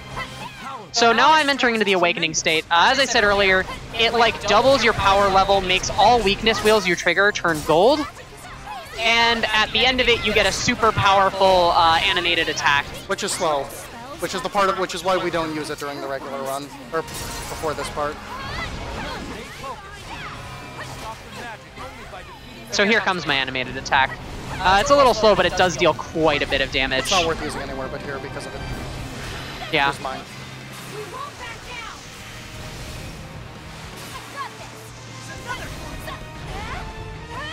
So yeah, those do a lot of damage together. Time. Time. Nice.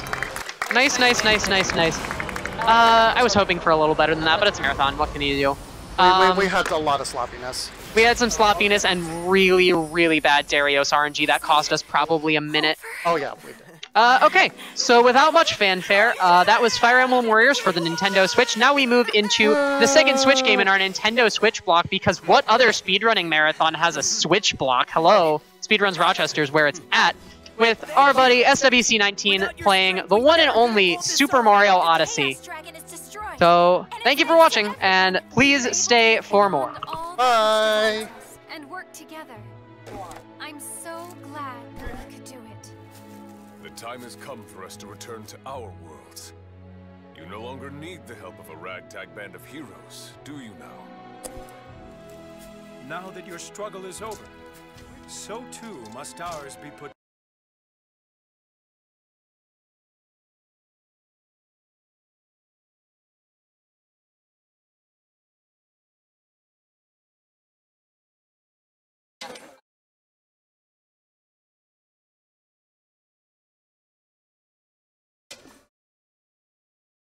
Gonna hang here. That would be good. I would like that. So it needs to like refresh the spoilers. Yeah, with spoilers.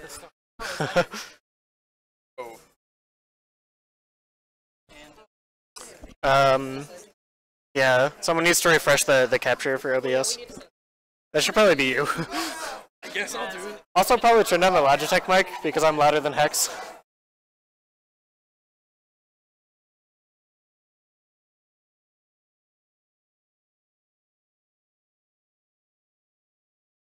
Come on, come on. Functioning capture. Let's go. Nice, nice.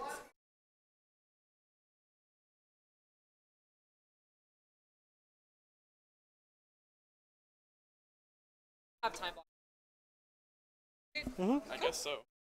Know the game. I know things about the game. Enough. He's watched me run. I've seen the game before.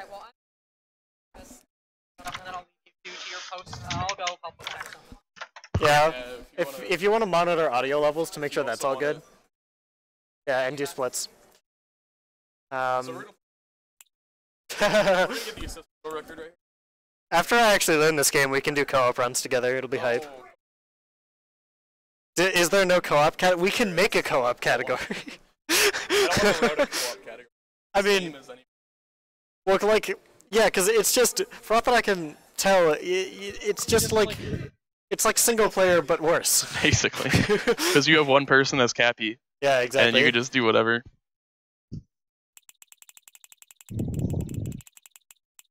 Test, test, 1, 2. Yeah, okay. Yeah, we're good. We're good. We good. We good. We good. I'm ready whenever. Space, yeah. All right. 5, 4, 3, 2, 1, go. All right. Okay. All right. So, hello. I am SWC19. I'm Pluff27. And this is Super Mario Odyssey. So right away, you might realize that this isn't English. This is Chinese. We still don't really know if it's faster or not. It might be, but we kind of just all go with it because someone said it was faster at some point. So until otherwise specified, it's going to be in Chinese. So we skip the first cutscene because it takes time. And now we're in Cap Kingdom. Mario is about to fight Cappy, who stole his hat. So rolling is the fastest form of transport in this game, and it requires motion controls, which sucks. Yeah, you can roll without motion controls, but you roll faster if you do motion controls because good game design. Yes. So we're gonna find Cappy, get Cappy, skip the cutscene again. Now we're just gonna roll to the lever here. I'm going to be safe about it. I swear.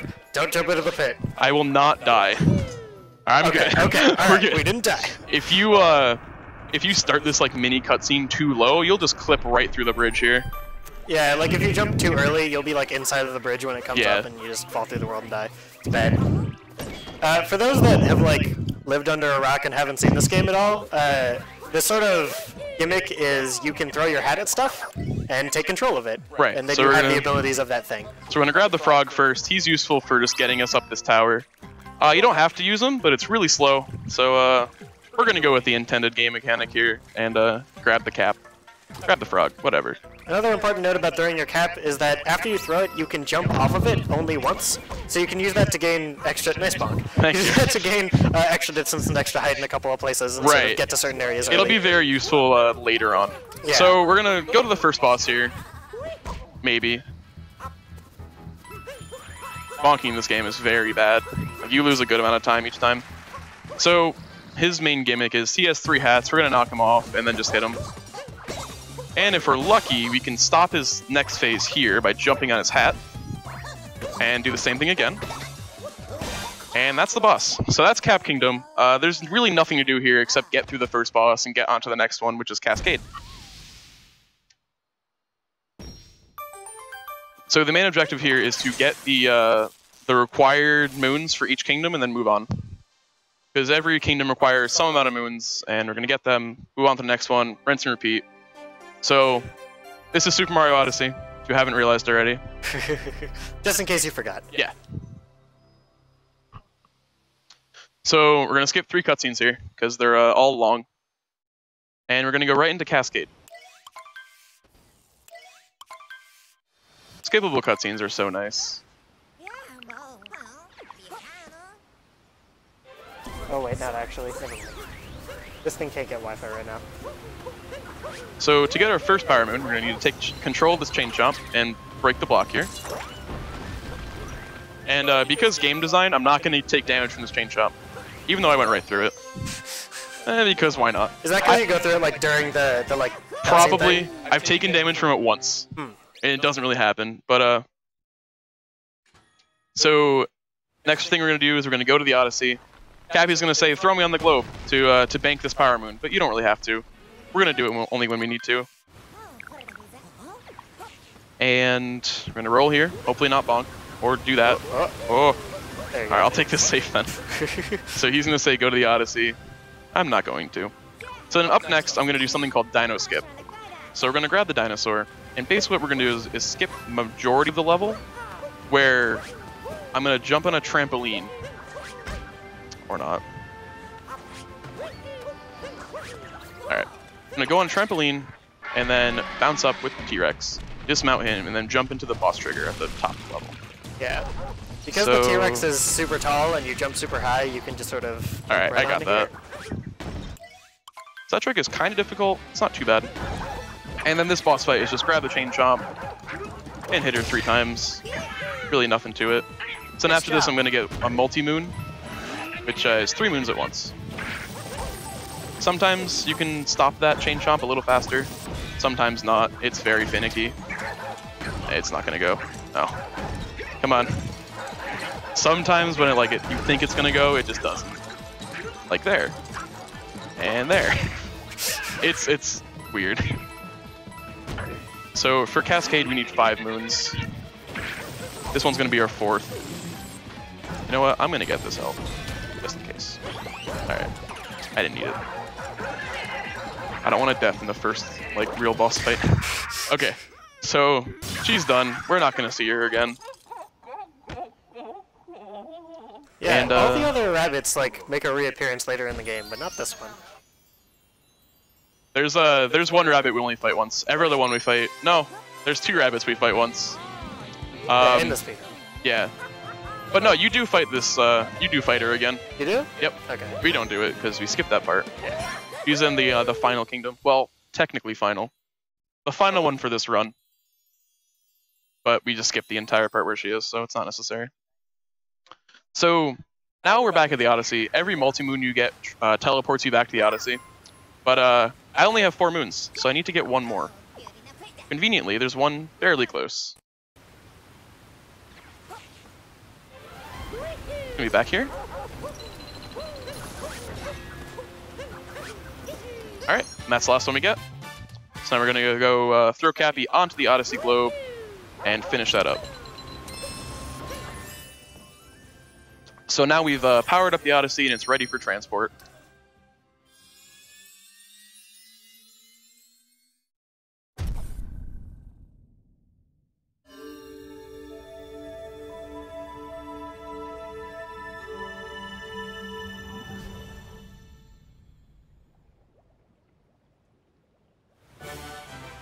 Alright, so up next we're going to go to the Sand Kingdom. This is the only transportation where you actually have to move the stick. And if you select here accidentally, he says, that's where we are now. I need you to tell me where we're going. So you can't just stay here. So now we're going into Sand Kingdom, and general thing here is just good movement, get moons in the right order. That was supposed to open up the action guide, which tells us moves, but I don't need to know that, because I know how to do the moves here. Yeah, in between each kingdom you get a little scene with Cappy where he tries to tell you how to do stuff that's in the game. Only this one actually opens up the action guide, but the rest are just like, here's how to long jump. And it's like, I know that. But you can't skip it, so we deal with it. We can't read it anyways, it's in Chinese. So the first thing I'm going to do here is infiltrate the shop. I love these little sombrero wearing dudes. They're all so cold. They're so cute. So we're going to infiltrate the shop through the employees only entrance, because they all have to roll through here. So if I jump into this door, Mario just has a weird animation. He glides into the door. I don't know why that happens. It's just strange. So next we're gonna go to the top. Get this moon where the controller's gonna rumble around where the moon is. But I don't really need to worry about that. It's right here. It's always here.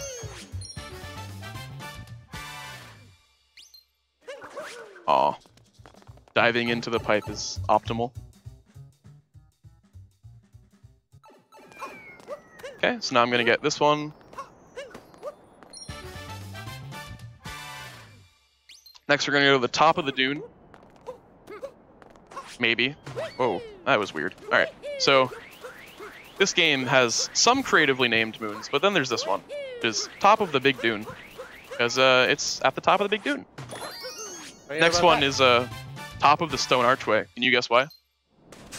Is it, and just hear me out here, is it at the top of a stone archway? Possibly. Alright. So we're gonna do like a mini skip here. Where I'm gonna jump on this icicle. And jump up here. Nice. That is a lot trickier than it looks. It's pretty difficult. Getting the jump to the icicle is kind of annoying. So next we're gonna get the alcove one. Oh. So this is quicksand. When you hop in it, Cappy's like, "Hey, this is quicksand. Jump." But diving is the fastest transporter over here. Possibly. Alright, so we're gonna skip this whole 2D section. It's not needed. Alright, so I tried to ground pound both boxes at once, just for convenience. But it unfortunately didn't work. So next we're gonna get this one.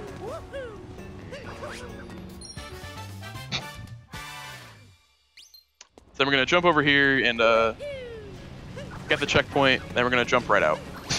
I'm gonna teleport back there later. I don't need it yet. So we're gonna sink in quicksand, go into a secret alcove, and get the moon. So you're not really like locked into animation when you're out of a pipe, so I can just jump out of the pipe and get right to where I need to go. I'm gonna be doing that again later in Wooded. So Sphinx asks us what Bowser wants. He wants a ring, whatever that is in Chinese. I don't know, it's the first option. It's a really good thing they didn't decide to like rearrange the order of the answers. If it was random, that'd be kind of annoying. So now I'm just gonna teleport back to where we just were.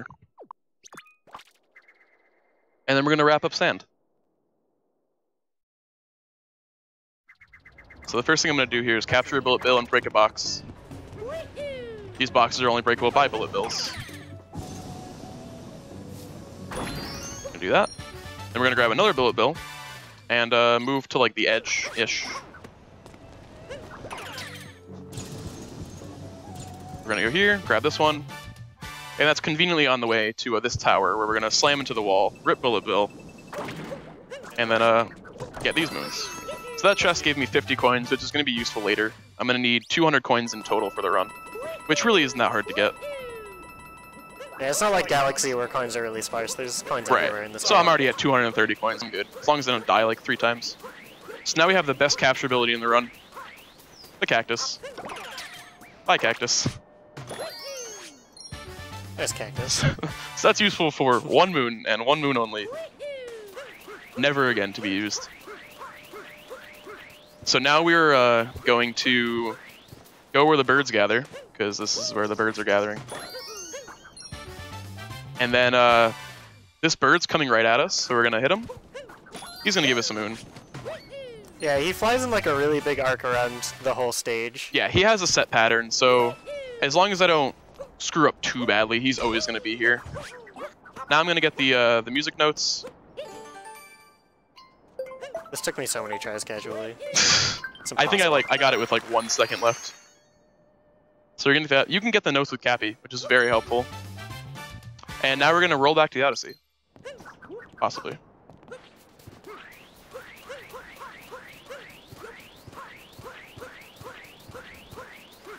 Slowly. I think this is faster than teleporting, but I'm not sure. I know some people teleport, some people roll. I don't know which is like the faster time, or if they're just very comparable that it doesn't really matter. So next we're gonna go to Lake Kingdom, where this is one of like the mini ones. I only need to get like around 8, and 3 of those come from a multi-moon anyways, so it's really not It takes about like 4 minutes to do, including the boss. So, Cappy gives us 2 options to go, and Lake Kingdom is the top option, so it's faster. Whatever. We're gonna get another split path too, and whichever was on top we're gonna take. Yeah, it doesn't matter. You have to do both of them eventually. Right. Okay. So the first thing we're gonna do is go right next to the Odyssey. Get the one in the sea, in the shore, I think it's called. Yeah, there's one that's like right next to where you start. Yeah, this one. So sometimes the glowing thing in the ground means a moon, sometimes it means coin, sometimes it means mini Goombas. So yeah, we're gonna jump here.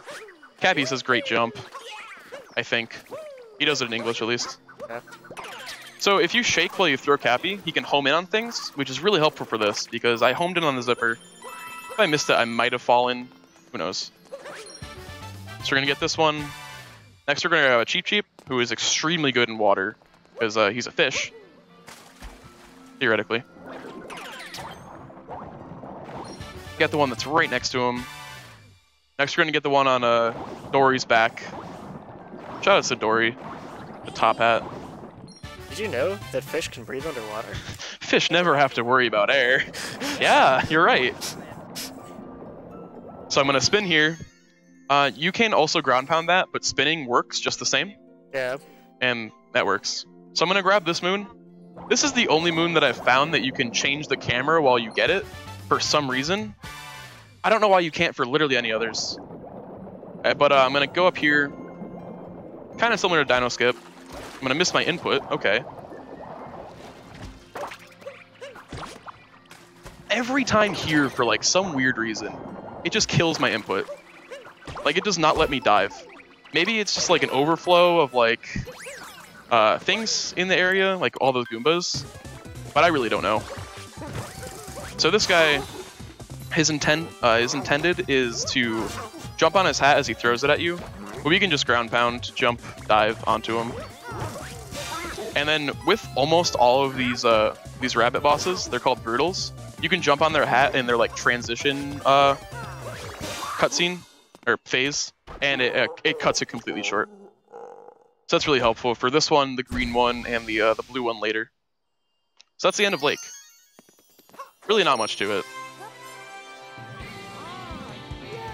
That looks like fun.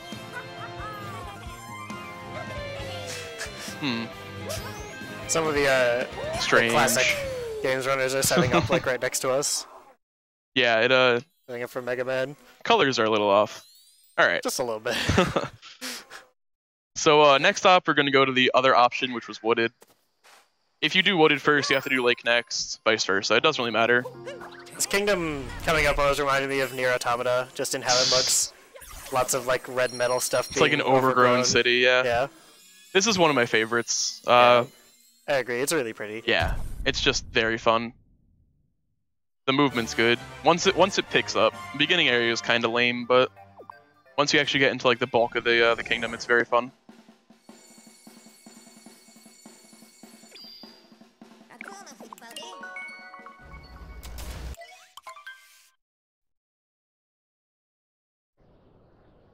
Skip these cutscenes. There's always 2 cutscenes as you transport.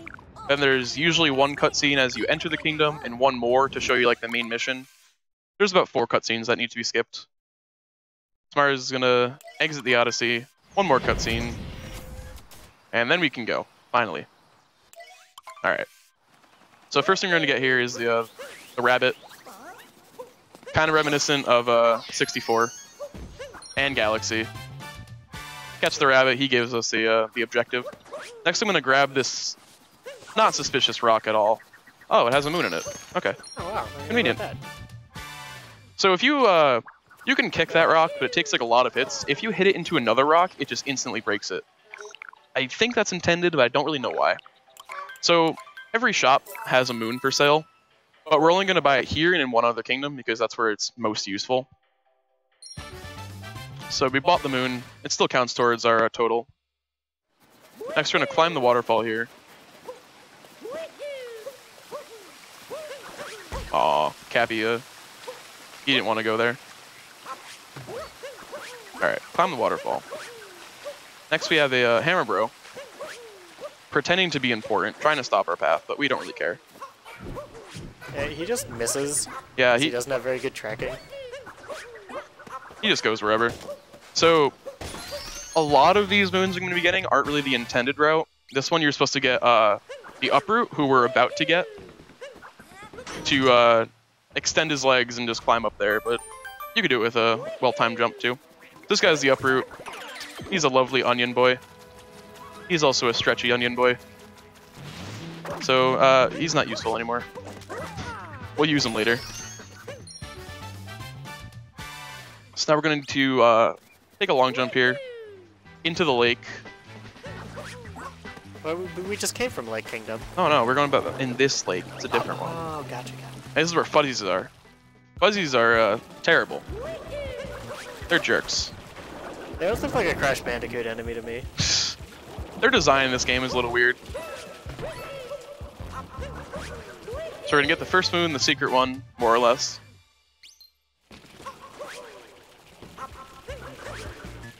I'm not gonna take damage. Hey. Taking damage here is like necessary almost. It's super hard to do that without like taking damage.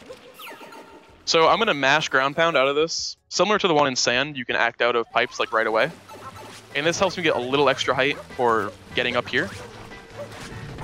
Now I'm just gonna climb this area.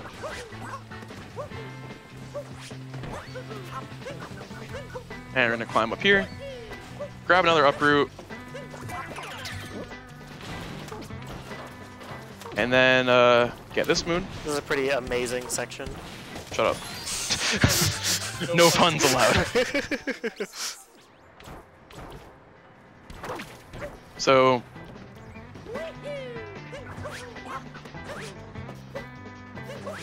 now we're gonna take out this piranha plant, but we're not gonna collect his moon yet. There's one little detour we want to make first.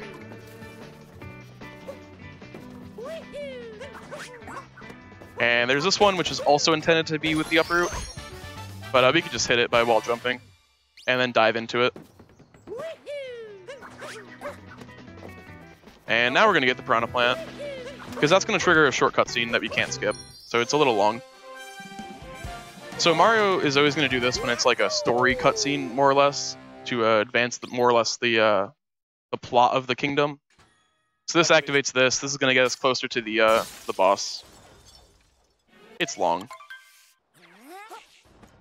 Yeah, the moons in this game they're not entirely separated, but like there are certain like moons that you need to get before you can get other ones in the kingdom and stuff. Right. So some of them are just sort of like little progressions. There's a category in this game. It's world peace, and what you do is you do all the like main storyline missions to bring peace to the kingdom, more or less. Alright, so you can just make the long jump to here. Now we're going to see our uproot friend for the last time.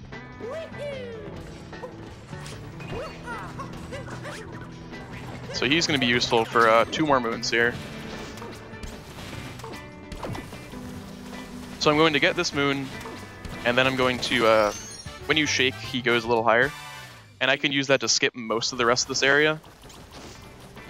It's kind of precise. There's not too long to do it. I can do it like that, and then I can get this one, which requires you to use the motion controls. And he's now useless. Thank you, uproot. So now we can skip ahead, skip these stairs, and get to the boss area a little faster. So this boss is kind of trivial. We're not even going to see his real attack. Yeah. He spits out gunk. But we're just going to hit him before he even has a chance to attack. So we're also going to see this guy again in another kingdom, but he's identical to this one. And that's it. We didn't get to see him do his attack. How sad. And that is the multi-moon for Wooded. Multi-moon warps us back to the Odyssey. It's the last moon we need. So conveniently, we're done.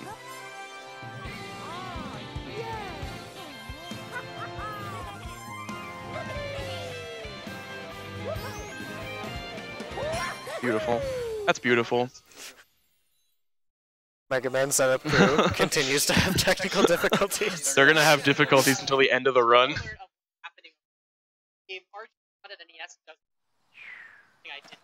Okay. Oh no. Interesting. Okay. So yeah, it should look fine on stream, but the runner gets, it looks like only blue. You only get the blue component blue channel. cable. Interesting. So that's the end of Wooded. Next we're gonna go to Metro, right? Right. Yes. Yeah, of course. Yes. See, the map says we're gonna go to Metro, so of course we have to go to Metro. Yeah. Nothing bad is gonna stop us. Yeah. There's not a kingdom in the middle that we're gonna go to. No. Come on. So surprise, in this cutscene we're about to skip, Bowser kind of, he makes an arrangement for us to meet. We're gonna meet in the Cloud Kingdom now. Yeah. He wants to have a little tea party and invite us to his wedding. Yeah. We're just having fun. Oh yeah, for those who aren't aware of the deep lore of the Mario game, Bowser's trying to marry Princess Peach, and he's going to all these kingdoms to get stuff for his wedding. Yep. And our job is to go to all the kingdoms and try to ruin his wedding. So far, we're not doing an amazing job. He's gotten all the stuff he needs. He's gonna get all the stuff he needs. Yeah. So what I can do here is I can use Cappy to actually grab his hat, and then we can just skip his entire phase. Yeah, so normally after you grab his head, he jumps around and wastes a bunch of time. Right. But if you delay returning Cappy to you, then you can get really close to Bowser, like when you pick up Bowser's hat. And because you're already close to him, he's like, oh, this is the part where I get punched, and just doesn't do any of his attacks. Well, you need to hit him before he like starts moving. So like I can just wait here and he'll still move, but if I hit him fast enough. Also, this is a great sequel to ARMS. I'm very happy. That was the first thing I said when I did this fight. I'm like, all right, this is just ARMS 2. Come on. And we're gonna be seeing this fight again later. Yeah.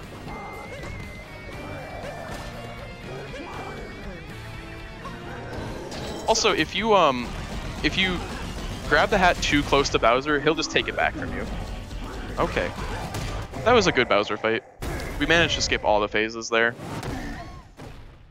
Bowser's hair is luscious here. Oh yeah. He takes care of himself. The side sweep is Yeah. just so good. I really like hip, young, fresh Odyssey Bowser. So now, after we beat Bowser, he still shoots us out of the sky. Now we're in Lost Kingdom. This place, I don't like this place. It's a place. It's difficult. There's a good amount of places where I can die and lose a lot of time. Yep. So hopefully I won't. So I'm going to use this tree to do a triple jump. Theoretically. Okay, I was worried about bonking there. That was close. That was really close. Alright. So we're just gonna get all the moons in order here. So when you grab a moon, you can reset your cap jump counter. Don't square it away. Right. I'm good. I was a little close. He was about to start. If you get too close to the butterfly, it flies away and you can't get Yeah. it. So. Normally, we're kind of doing this kingdom like a little bit backwards. You're kind of supposed to go around it the other way, and like Cappy gets stolen from you by this vulture. Yeah. But we're gonna kind of come at the vulture from behind.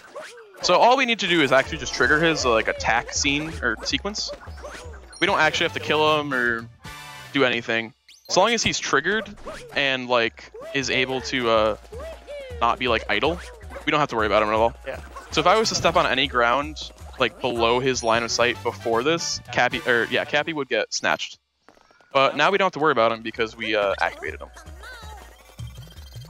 So now Mario's gonna form as a good platform to get bombed, which conveniently hits the block, which is the moon.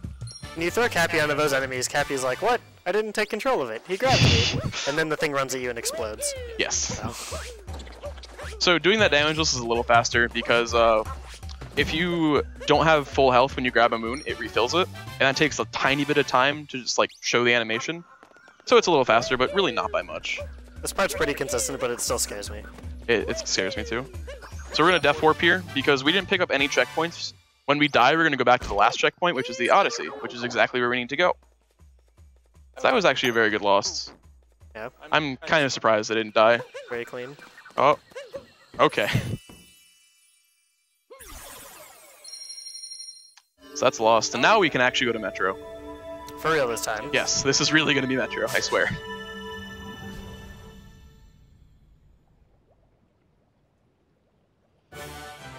So now the Odyssey's repaired for the first time. Spoilers. Well, isn't this the second time? Because it gets repaired in like Cascade? Like right technically, yeah. This is the first time it gets destroyed. Yeah, like wrecked by Bowser. By Bowser. Yeah. It's totally not going to get destroyed by Bowser again. Never. Sees Cuphead over there. I'm not ready. I'm doing Cuphead later at around like 6 p.m. and I'm not ready.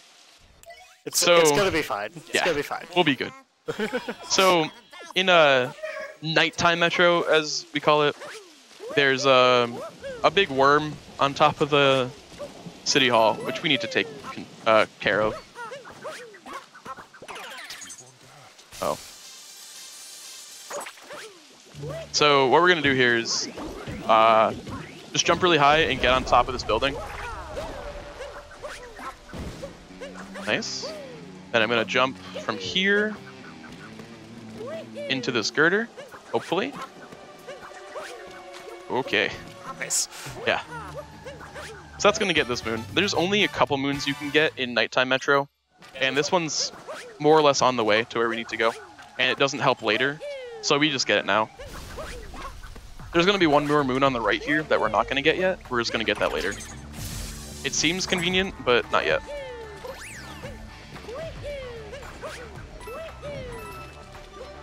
So that's that was that. Now we have the City Hall interior, where we get one more moon.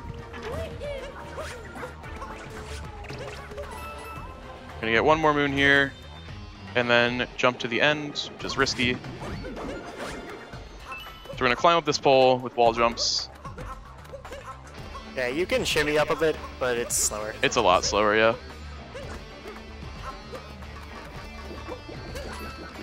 Come on. Oh boy, there we go.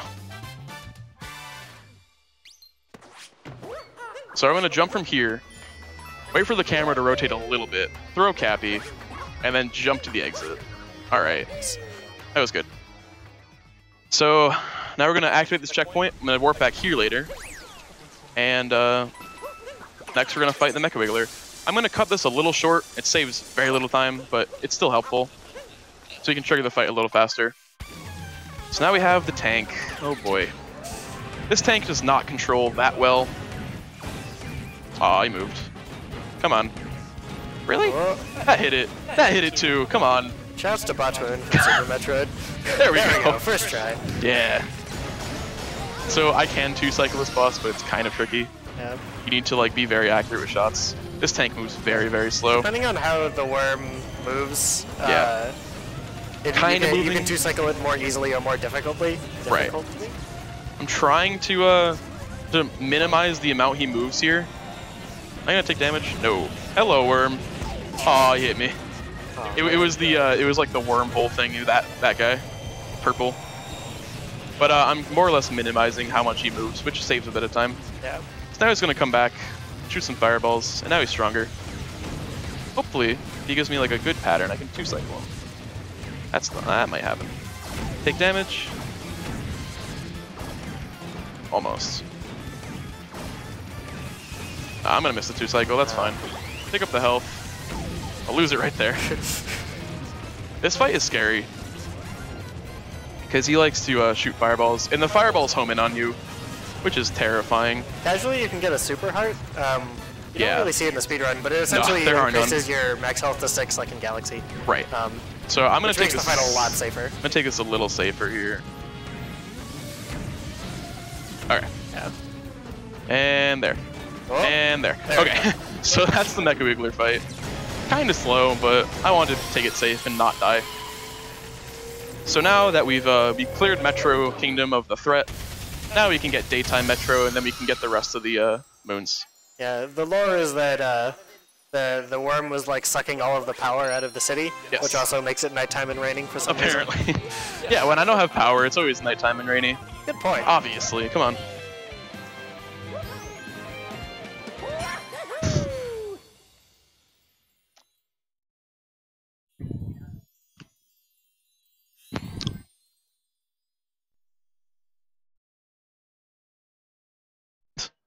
So now we have daytime metro.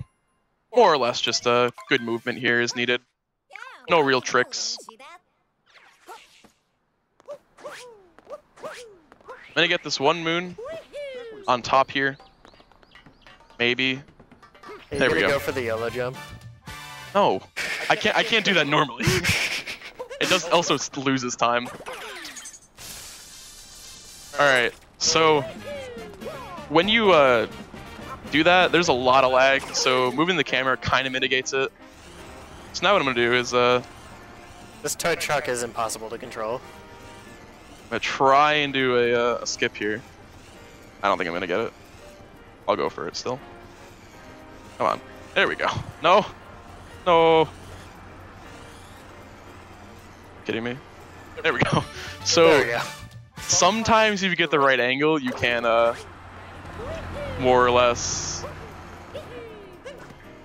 get the car into the corner and then back up and you just get the moon. Yeah. Because that car controls awfully. Yeah, you use one stick to accelerate and decelerate and the other stick to turn, but you can only turn while you're moving. But it's only this car. Like there's the RC car challenge later. That was really weird. The motion control flicked it for me. So the aim of that was to hop onto this bench here to talk to this lonely guy. But yeah, the RC car challenge it controls a lot better than that one. So I don't know. So now we're gonna talk to this mysterious old man. He's gonna give us a moon. Thanks. Never gonna see you again. Yeah, he talks about how like nobody in the city stopped to talk to him, Wait. but we did. Why would you? Like, I wouldn't sit on a bench next to a weird guy. Like, come on. All right. So next I'm going to teleport back to the rooftop. We're gonna get 5 or so moons there.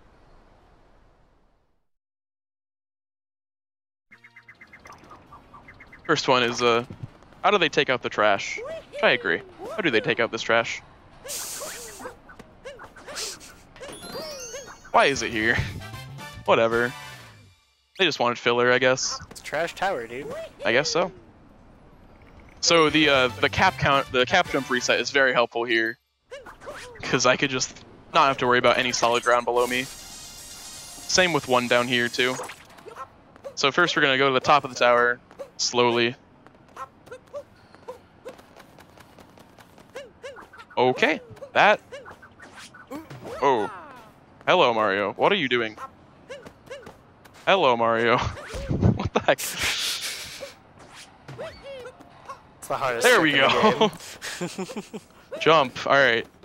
Sometimes he just throws Cappy, because motion controls are used for a lot of things at the same time. Yeah. If you flick the Joy-Con too aggressively, then it throws Cappy and. Yeah. All right. So I'm probably gonna miss it because I threw Cappy. There we go. Oh no. All right. So I'm gonna snipe this. Come on, first try. Got it. Nice. So next we're gonna go into this building. He's gonna long fall. All right. This is the best moon. I love this moon. So what you're supposed to do is go on top of all the nice people, but we don't need to. We're gonna bonk first. All you have to do is just roll to the right, and you get through all of them. Cause why not? I guess. None of them like walking next to the wall, so yeah, I guess so. Squeeze in between them. I love that camera. It's just completely blind. Ah. Oh, that was not where I want to go. There we go. Alright, so now we're going to do the last 3 in Metro. So what we should have been doing in the story is talk to Pauline here, who's the mayor of New Donk City. And she's going to ask us to get 4 band members for the festival. Really need to get 2, because they're really slow. This voice acting is also the best in the game by far. This guy's just jamming out here. Now we're gonna leave. So every time you get one of the band member moons, it teleports you to inside the city hall.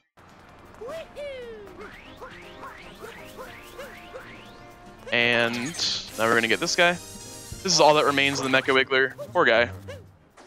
And we hit him again for good measure. Just wait, double tap, double tap. Yeah. Now we're gonna talk to this guy. Yay! He's saying yay because we finished Metro, obviously. Yeah. Excited for us. Now we're gonna teleport back to the Odyssey and be done. Maybe. Alright. So that's the end of Metro. Next up we have Snow Kingdom. Again, we're gonna be given like a choice where to go, and snow's faster, so we're gonna do that.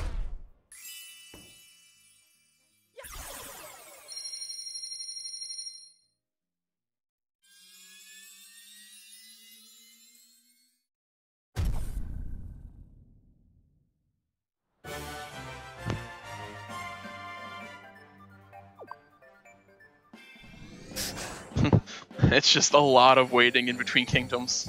Yeah, a lot of downtime. Yeah. Alright, finally. And we're off.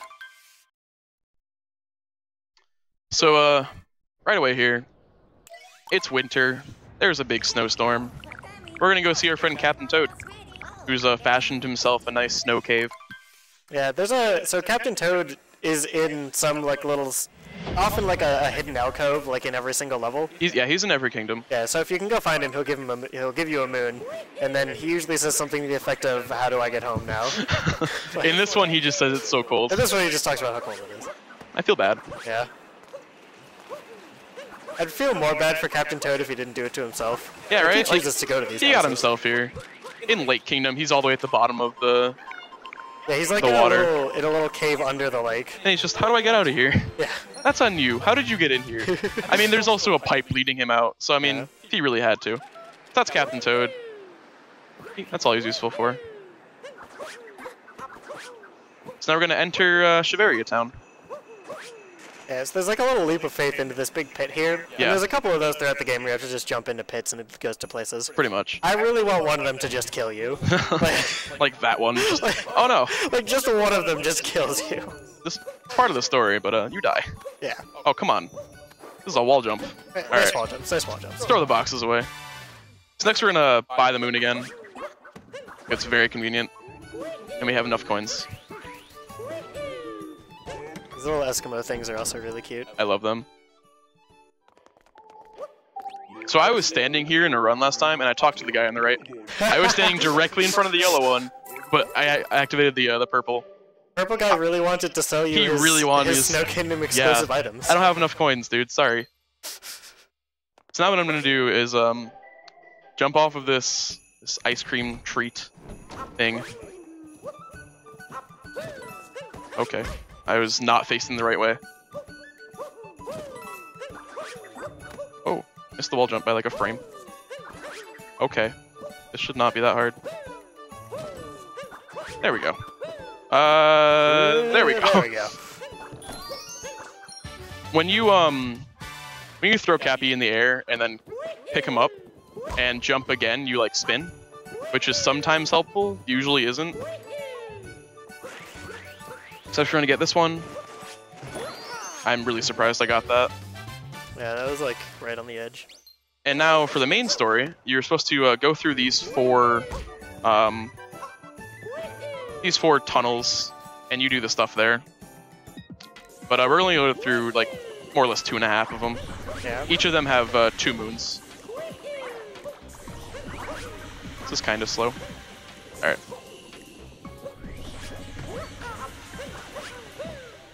Okay. This little X always reminded me of like Animal Crossing. Pretty much. It's just like the hey, thing on the symbol when something's buried there. Hey, do something here. Yeah. X marks the spot. Okay. I did not expect the side flip. I thought I would just jump. So we're required to capture this guy to take out the Spinies. Yeah.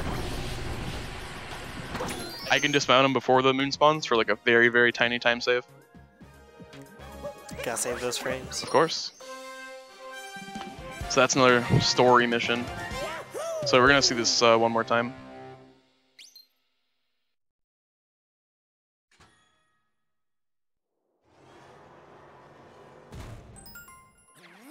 Alright. Maybe. If you ground down through pipes, you go down a little faster. Same with rolling into them. You get like a different animation and a different sound. So next up, we're going to see Goomba stacking for the first time. This is one of my favorite parts of this game. So, the leaning tower of Goombas. So you can both stack Goombas, and Goombas on ice do not slip. So they're very nice. So I ran over that circle just to spawn that first before I picked up this guy. If you shake the Joy-Con, you can do a high jump, which is helpful. Else you would have to do 2 jumps. So now, the intended route here is to hit this like big pillar that's right above me, but you can just skip this completely. Like, I feel like they should not have spawned the moon until you do like the thing on top, but it's always here, so you can just skip the entire thing. Why not? Like cap jumping is tricky enough, but it's not that hard. It's not hard, but it's something that I don't think like the very, very casual person would be doing, I guess. Yeah, if you don't know that it exists, you probably wouldn't think to try it. Probably. It's in the action guide, so it's not like a secret tech. Like true. There are a couple like secret techs in here. Like shaking makes the poles go faster. There's a couple other things. Skip this flower because we don't really need it. I was always wondered how that flower is able to grow amidst all this like snow and ice and stuff. It was transplanted. Oh, okay, cool. And that's the last move we need in Snow Kingdom. Teleport back to the Odyssey, and we're done. So next is Seaside. Yes, that one. I like Seaside. Seaside's pretty fun. Pretty. Yeah. It's kind of bad casually because it's just very big and there's a lot of stuff underwater and water levels always suck, but it's fun to run because the route is very streamlined. So there's no like warping or going back and forth. So we're at 85 moons. We're going to get 124 in total, just because that's the required amount. So unlike games like Super Mario 64, there is no minimum to get to the Final Kingdom. You just need to get as many in, like, get as many required in one kingdom. They don't carry over. So if I was to say get 30 moons in somewhere that required 10, the next kingdom would still require however many it requires. It wouldn't be minus 20. Yeah. Which is interesting. But given that there's a lot more moons in this game than in like there are stars in SM64. Right. I don't blame that decision. Yeah. I think it works well for this game. Yeah. Because there's like how many moons in total? It's like over 500, right? There's 880 unique moons. Yeah. And you can get up to as many as you want, depending on how many you buy. So this jump is kind of finicky. I bonked by a pixel there. Come on. There we go. That's definitely it. Yeah. So that jump is kind of awkward sometimes. Then we're gonna go to another one of the rumbly floors, maybe, if the camera wants to even show us. It's right here.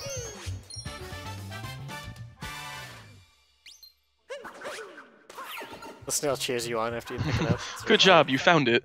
I'm just sitting here because I don't know where it is. I need you to find it for me. I'm chilling. So this is one of my favorite moons to do. It just looks really cool. Nice. And then the cap jump is super helpful here too, because I can just do this and leave. And that just looks really cool. Yeah. Like never touch the floor beneath the moon. Basically. You don't need to worry about it. So now we're going to get another set of notes here, but this time with a rocket flower. Rocket flowers let you run on water. And also just go really fast in general. Jumping there carries your momentum right into the moon. Okay, I almost missed it. I'm just always going to throw Cappy there just in case. Next we're going to grab this guy, who's useful for one thing, and that's fast movement. Sorry, guy. You're just not helpful. And then we're going to kill him. Alright, now we have the Cheep Cheep, who's actually important. So we're going to go to this... Oh yeah, speaking of hidden tech, if you press both Y and B at the same time, you go faster. You do like a little dash with Cheep Cheep. That's not told, I don't think, anywhere. I don't really see why, because it's helpful. But anyways. This game's really weird about like what stuff it tells you about and what it doesn't.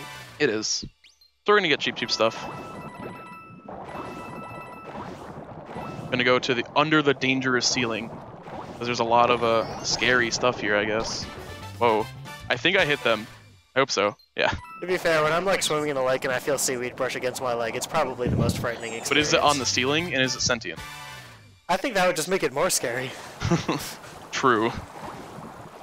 So we're gonna spin these things. They're gonna spawn seaweed, but they're not gonna be an issue because when you spawn the moon, they all disappear for some reason. They're just no longer a threat. And now we're gonna get our last moon. And the random fish bonk, that always happens. Alright, and that's Seaside. Teleport back to the Odyssey again, bank the moons, and then we wait. Next is Luncheon Kingdom, which is very fun to do. Also, once you actually start doing it correctly. At me. Luncheon Kingdom always makes me hungry, which is not helping because I haven't had lunch yet.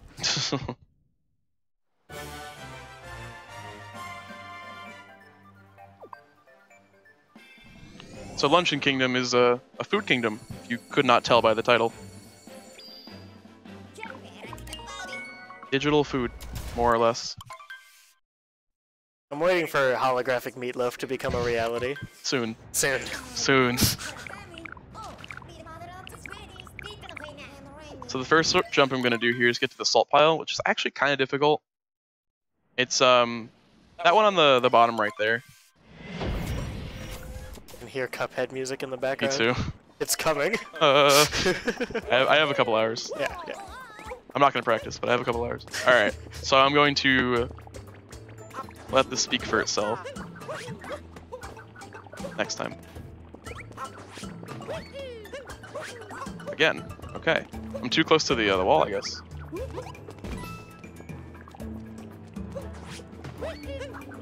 There we go. So that's a kind of a tricky jump. It's kind of annoying. Alright. Now we're good.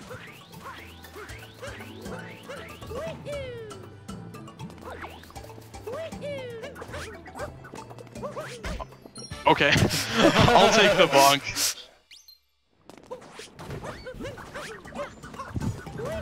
So you can actually jump up here and get to the boss platform. Now we're going to see the guy that we fought in Wooded. He's just as free as last time.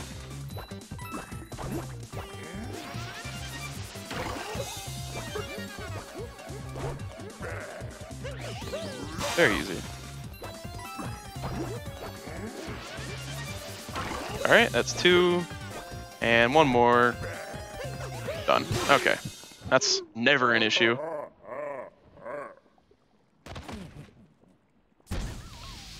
So, we're gonna get the moon, a bridge is gonna spawn, but we're never actually gonna use it. There's no need. We're gonna go right down to the left, and there's a secret door-ish thing. I don't really know what to call it. The door with a little thing in it. Yeah, it's kind of like a secret, sunshine, but with more moons, with more things to do.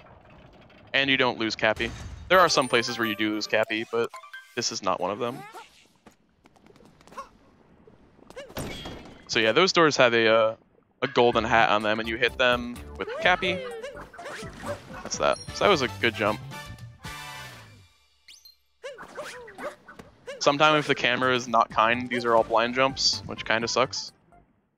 So I'm going to do another jump here. Get up to this green mountain thing. Yeah, I can never tell what this colorful stuff is supposed to be. I don't know. I think it's just general mountains. Yeah. Vaporwave mountains. Get some nice neon gradients. I like it. Me too. Very good. So I'm going to get this moon in the mountainside. I don't even remember what that's called.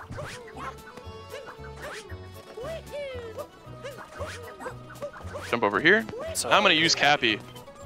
And he's going to break a box with a moon in it. Nice camera there. Yeah, you can't even see it. The more or less intended way is to ground pound it, which used to be done, but doing it with Cappy is just a lot faster. That was too short. Almost. Alright, there we go. Layup god. Mario's so happy there. Alright. So now I'm going to do another bit of movement.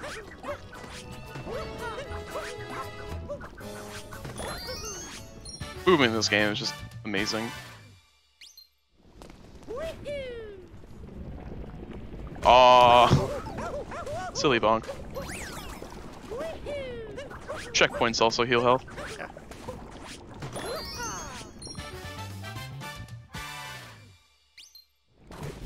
I'm actually very slow on the cycle here. Alright. So next we're going to use this lava bubble to climb the waterfall, climb a wall, and then we're just gone. So getting momentum off of these capture abilities is kind of like a recurring theme. Yeah. Oh, I did not want to capture him.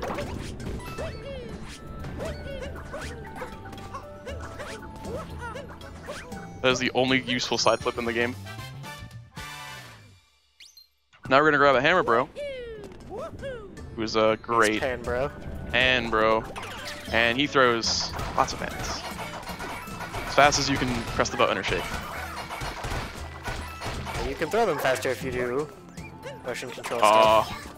Silly Cappy. Oh. Oh my god, don't die. I'm not going to die. I'm gonna play it safe. Alright. It's fine. There we go. Hits the lava. Alright. Whew. Clearly a very difficult part of the game.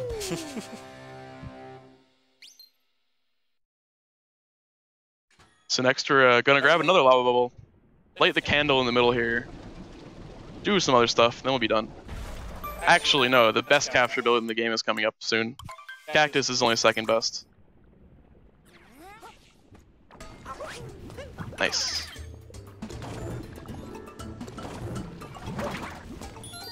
So that spawns a moon. Because, sure. Come on, baby, light my fire. Sometimes the Spiny is a jerk, but he's good this time. So we have another one here. And here is a scary one to do. So what I'm gonna do is jump up to here, hit this guy. Now, this part's scary.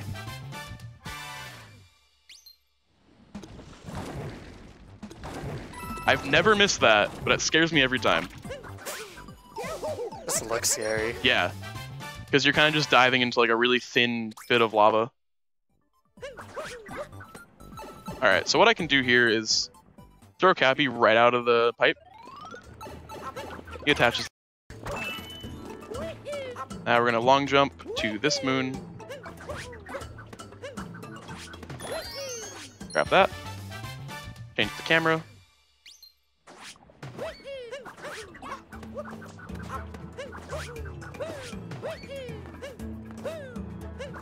And I'm gonna do another blind Cappy throw here. That was weird. This is the best capture ability. You have one move, Twitch.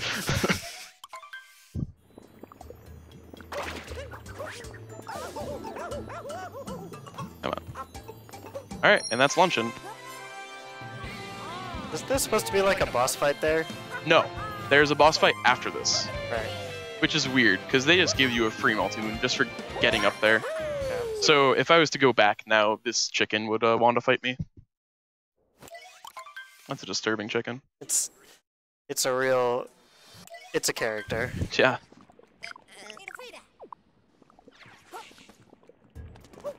Okay. That's luncheon. And that was the last like real kingdom that we're gonna get a lot of moons in. For those fake poser kingdoms. Also, if you haven't really played the game yet, everything after this is basically spoilers, so look away. I guess. Spoil the deep Mario lore. The unnecessary lore of this game. I mean, like, we skip all the cutscenes and all the text is in Chinese. That's fair, but like, still, you still see the stuff. Yeah, you still see the stuff that happens. So, we're gonna go to Bowser's Kingdom, but Bowser has other plans again. Yeah. He's gonna shoot us out of the sky with something. He's got a big airship. Yeah, he's got a new friend, let's say. His friend is named Dark Souls. Bowser found a new game to play. So, Bandai Namco very briefly considered having Nintendo make Dark Souls 4. They still had some assets left around from their original Dark Souls 4 demo reel, which and we have, this guy. This guy. A realistic dragon.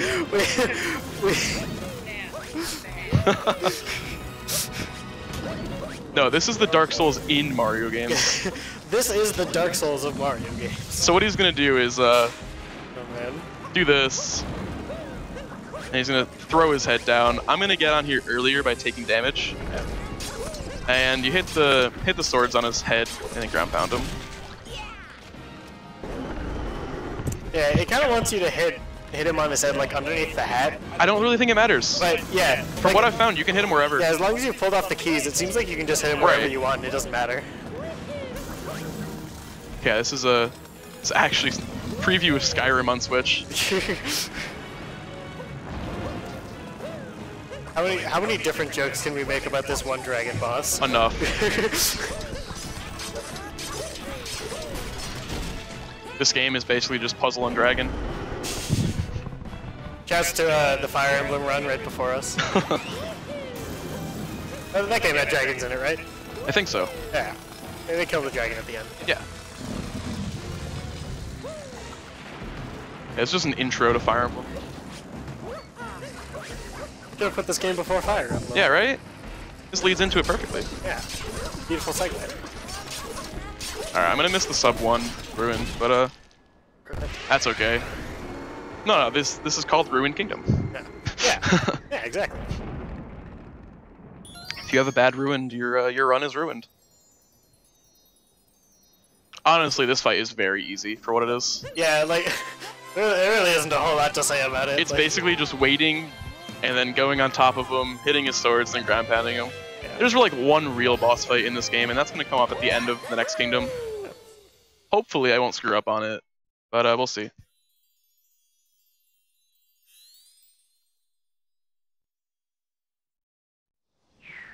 Alright.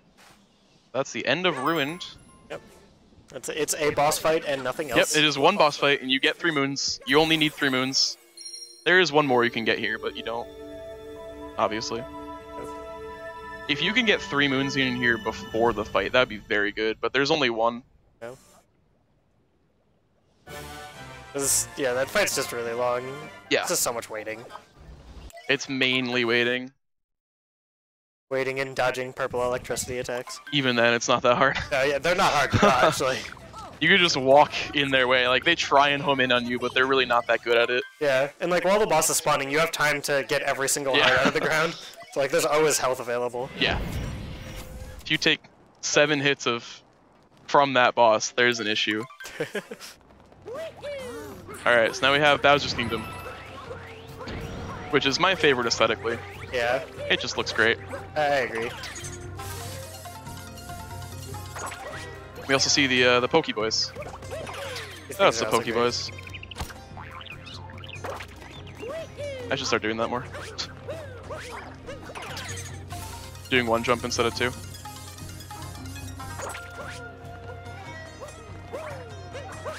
This guy's fun. He's a thwomp. Now he's dead. That's the only one we'll actually fight because it's required. Yeah. There's one more we're gonna encounter, but we just bypass him. He's not a big deal. They're very slow. Alright. So that's the I don't remember what that's called. Stomp the Thwomp.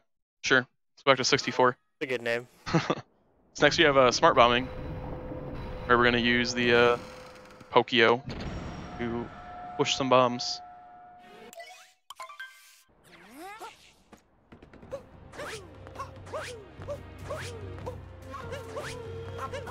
Alright. So, these are moon fragments. They're everywhere. But, this is the first times we get them. Yeah. Every kingdom has a move fragment moon, you get the 5 moon fragments. It's kind of like the red coin stars in SM64 a little bit. Cappy can conveniently get them. Ooh. Alright, I got the slow one there. Yeah, you can like grab Cappy with that midair without having to jump on top. Or grab the mood shard with Cappy. Yes. While you're midair. So I'm gonna spawn that, but I don't really want it yet. Instead, I'm gonna poke my nose into this suspicious hole. Ugh. And we get a moon from it, so it's all okay. Yeah, you know, it worked out well. Then we're gonna get the moon here. Then there's one more moon after this that I can't forget. I always forget it. Don't forget the moon. I mean, there's a backup if I do forget it, but I don't really want to worry about that. It's especially easy to miss. It's like just past these doors. Yeah, it's on the right. There's a bunch of sets of doors that you walk through, and for all the other ones, you just blast right through the doors. But no, for this one, you can do this before, but it's kind of difficult, and I'm not really going to risk it. Yeah. So it's not. It doesn't really lose that much time, like if any. Yeah. So we're gonna ground pound jump, wall jump, dive. When you're on the ground and you grab Cappy and you jump, you do like a bigger jump, which is kind of useful. It also just looks cool. Okay. No! How'd that happen? I tried to do a like a Cappy jump, but he had other plans. Cappy wanted to ride the Electricity Express a few more times. He loves the electricity. Mario's face is really great when he's in that little shock form. Right? I don't think we'll get to see it during this run, but it looks really good if you ever play the game. You see it at the beginning. So now we have our brutal fights again. This one's a new one. Yeah. She throws bombs. We hit them back. Hit her. And we can make her face shorter, not by jumping on her, but she's gonna throw bombs. And we're gonna hit them back at her. And that shortens the face. Yeah. So this is gonna repeat 3 times. So I'm walking into her because she's gonna push back, which makes it a lot easier to hit. All right, that's 2. One more.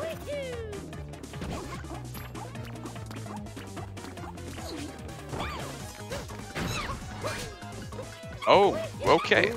How did I not take damage there? I rolled right into her. Okay, this is fine. So next we're gonna fight the green hat guy again. Where it's the exact same as the first one, except he just has a lot more hats. He has a lot more hats. Yeah. So he played a lot more Team Fortress 2 and yeah, more hats. He actually has Towering Pilot hats now. Yeah. So getting this skip is super difficult. I missed it by 1 hat. So alternatively, you can just hit his hat twice, or just wait a while. So he's gonna do this breakdance move, but we can hit him during it. I never knew that. That was messy. Okay. Yes, this was not a great fight, but it's very difficult to get this like perfect. Yeah. Okay, that's fine. I really don't need to worry about taking damage. I see him to spin again. There we go. That's good. I didn't die. It's okay. Hey, to the other side in one piece. Yes. 1:16:38. Yeah. It's not the best, but it's pretty good. I'm really happy with it. Yeah. It's a respectable PvE. Yeah, I got it last night actually. If I have a good mecha, this can be easily PvE pace, but that's the hard part. So this boss fight coming up is very difficult. Yeah. There's the intended way is pretty easy, but doing it the faster way is tricky. Yeah. You'll see when you get there. We'll explain when it gets there. Yes. So first we have the climb. Shout out to Super Metroid. That's Super Metroid.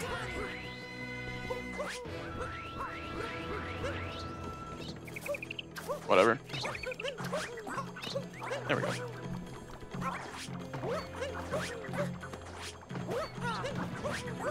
I'll take that jump always scares me. I've actually never done that jump.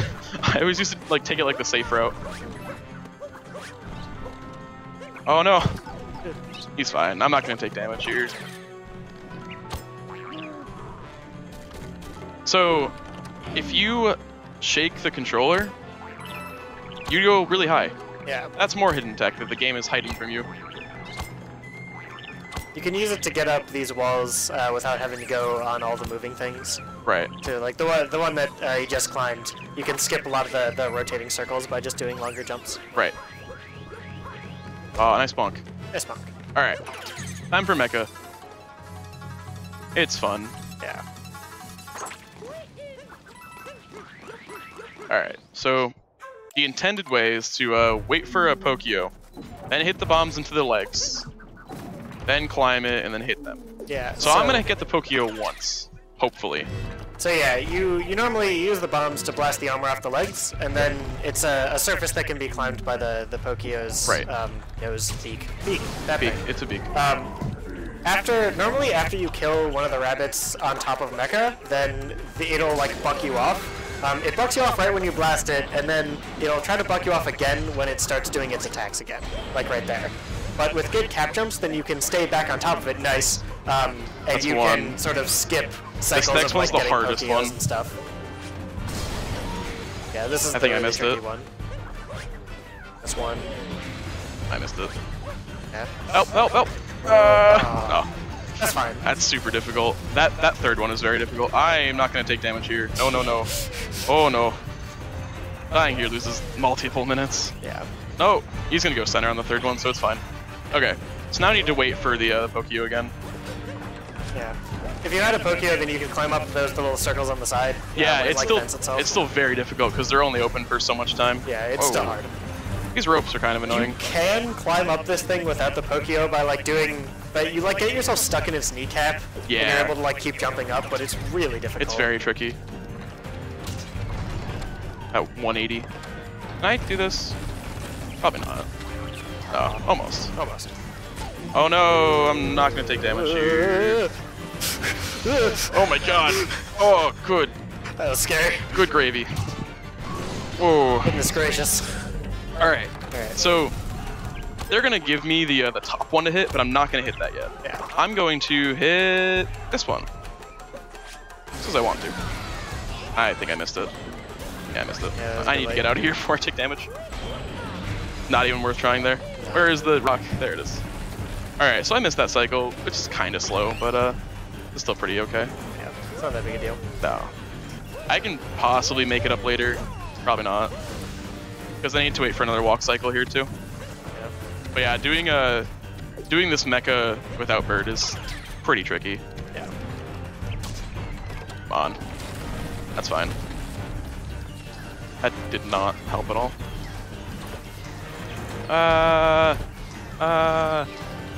My god, he wants to step on me. I don't want to die here. Come on. That would be bad. Please don't die. He's not going to walk again, is he? Yep, he is. This is really slow. If I die... That's Shadow of the Colossus. Basically. I'm going to take this super safe. I can't. I can take it here. Okay, we're good. Nice. Ooh. Nice. That was scary. Boy. Don't get killed. Yeah. Okay. Of all of that. That was almost scary. Okay, so that was not a great mecha, but that's alright. Didn't die. Yes, I did not die. That saved like 4 minutes. Ooh. Hey, this has been a deathless run outside of the intentional death. That's good.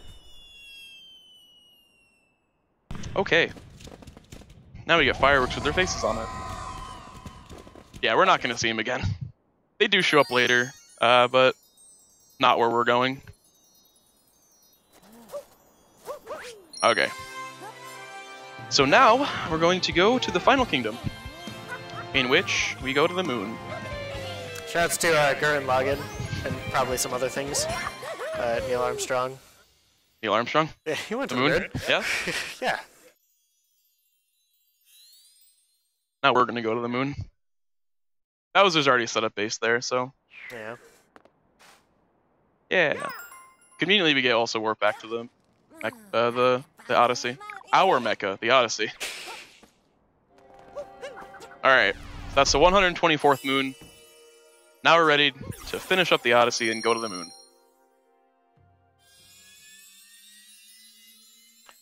So, the moon is kind of not important at all. Most of the time here is spent in the final part. So what we're going to do is something called moon skip, which is a difficult skip to skip the moon caves, which are required to actually progress. Which is where you find the Cascade boss again, actually. She's at the end of that. So what we're going to do is we're going to go to the back, where a Sphinx is waiting for us. We can... Actually, no, we can't do anything. if we were to talk to him, he would say, "Don't you have better things to do?" And you're supposed to say yes, because you're supposed to go be saving Peach instead of talking to Sphinxes. So we're not going to talk to him, but we're going to use his head as a platform. And I'll let it speak for itself. It's kind of abusing wall jumping areas on the walls, and it's pretty precise. So hopefully I can get it in the first couple tries. It's one of those tricks where it's like totally fine if you miss it a couple times. Oh yeah. It loses a good amount of time, but not too much. Yeah. It's very tricky and very finicky.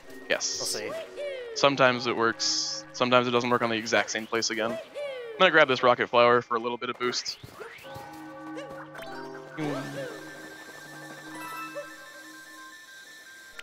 Convenient. Moon gravity is also what lets us get this skip. Yeah. Here's our Sphinx. Alright. So we need to stand right around the center. That's not going to do it, I don't think. No. So I was a little too far to the left there. It's very specific on where you need to be. That might do it. No, almost. Again, to the left.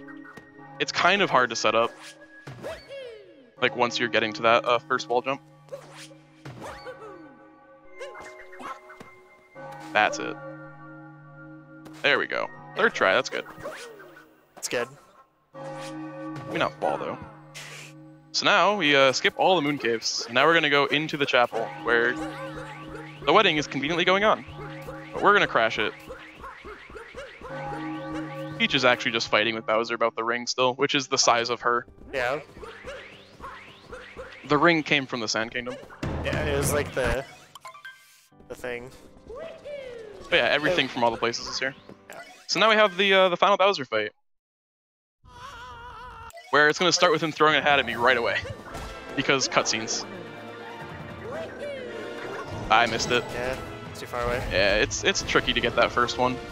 I need to long jump. Yeah, you can see what Bowser looks like when you don't get the hat skip. And he laughs at you because he's a jerk. Shouts to Mike Tyson's Punch-Out.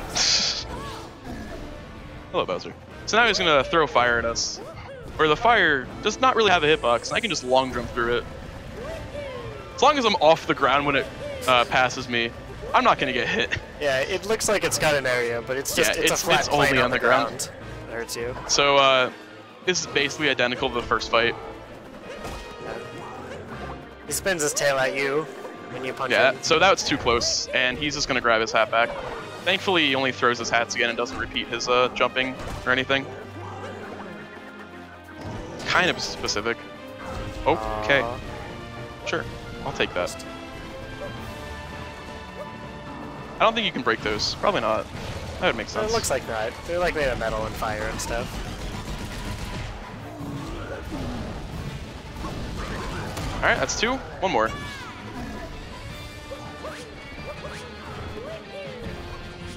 So now he's going to throw 5 fires at me. First one was only 3. Right through the fire. 4. 5. Yeah, Mario doesn't want to get burned here.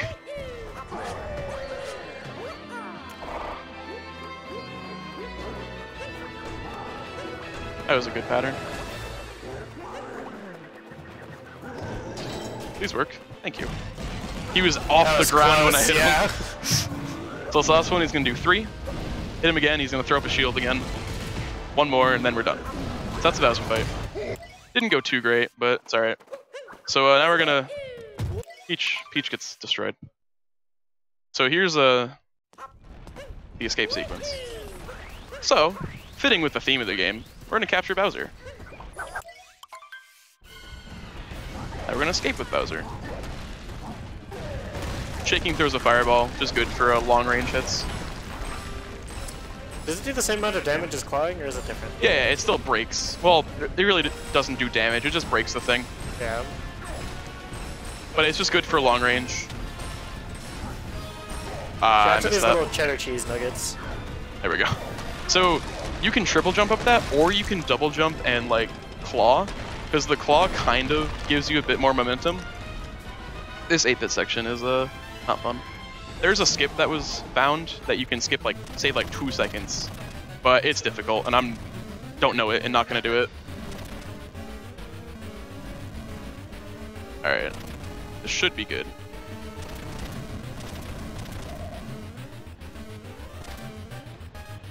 I'm dead. I'm dead. I'm not dead. Let's go. Whew. Oh, that was close. That is scary.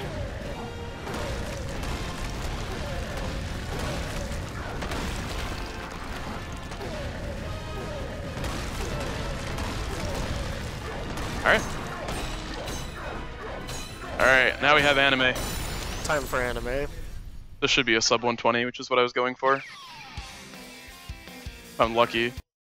So, when I'm running to this, I can throw fireballs at that first pillar, because you need to break all 4 pillars and then hit the middle. So I can just get this before I even get to it, which is helpful.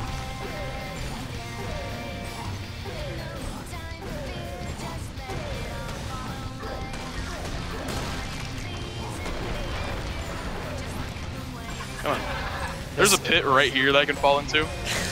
Because jerk move by the developers, I guess. Have you ever lost a run to that pit? I have not. Not yet. Not yet. And this is not the run. Soon. Soon. Yeah, I'll definitely hit it eventually. Why? I'll say it. It's kind of weird. Yeah, coming up on time. Yeah, coming up on time in the next like 30 seconds. RIP sub 120 actually. Yeah. Oh well, this takes a long time to break. It's 12 hits. Okay. Now we're gonna become a power line. And time. Okay. Almost sub 120. I'm happy with the time still. So that's Super Mario Odyssey. Made some mistakes, but follow me on Twitch. I'll show myself. No shame. Yeah, I've been playing Odyssey for the past while, and definitely will continue. So that's that. I'll leave the credits on for a little while. This is Speedrun Rochester at the EGS LAN party, right? Yeah. Yes. That's where we're at. All right. Coming up is Mega Man All Stages. Mega Man 1 All Stages. By Proto Magic Girl, so stay tuned for that. All right.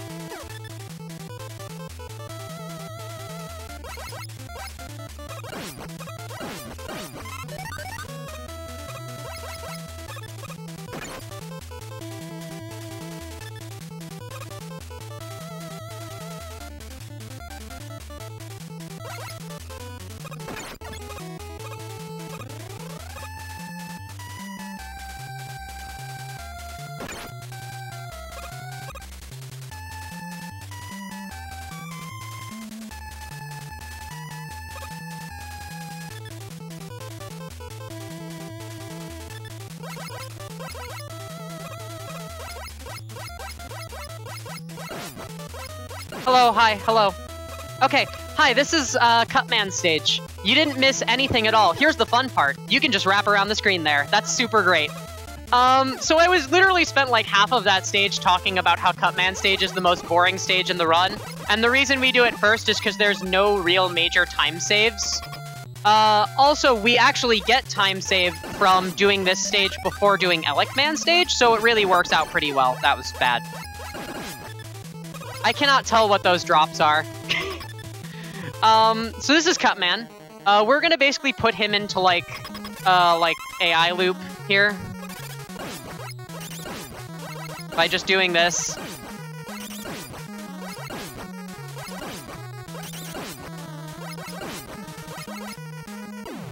Boop. Mega Man 1 has those weird orbs at the ends of stage. I don't know what was up with those. They never show up in any other game in the series. So now that we're done with Cutman, we're going to be moving on to Elecman. In Elecman stage, we're going to have our first major trick, which is early Magnet Beam, it's called. By the way, did you change the game on the dashboard? It's Mega Spaceman. Speed Space Run. So first we have the Elec jumps here, which are totally super free. Hell yeah.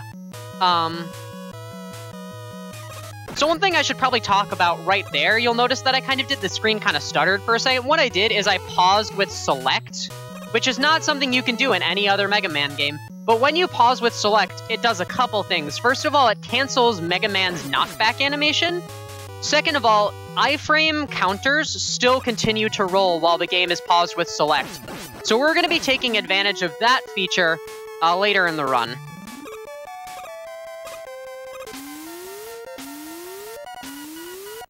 So do that Yoku block puzzle. Going up the right side here is about 3.5 seconds slower than going up the left side, but if you fail the left side, which as you can see is going to require like a really precise corner jump, you lose about 15 seconds. So in a marathon setting, probably worth it to just do right side and be safe. So coming up relatively soon, we're going to have early Magnet Beam. Without spoiling much, basically, you're supposed to have Gutsman's weapon when you get to this stage to get early Magnet Beam. We don't have Gutsman's weapon, so we're going to clip through some walls and get the Magnet Beam anyways. You can soft lock this trick. I shouldn't. If I do, we'll have to start the run over, but that shouldn't happen. We'll see. So here it is. Let's do this. Okay, we're good. We're good. We didn't soft lock. So what I basically did there is I got myself into a specific position on the ladder that allowed me to clip into the ceiling. When I was in the ceiling, the game kind of zipped me out of bounds. And then from the out of bounds area, I was able to get back into the Magnet Beam chamber and grab it without going back completely in bounds so I could still escape. That trick is weird and cool. If you fail it, you go to what's called ND jail, because ND failed it one time and we're really petty.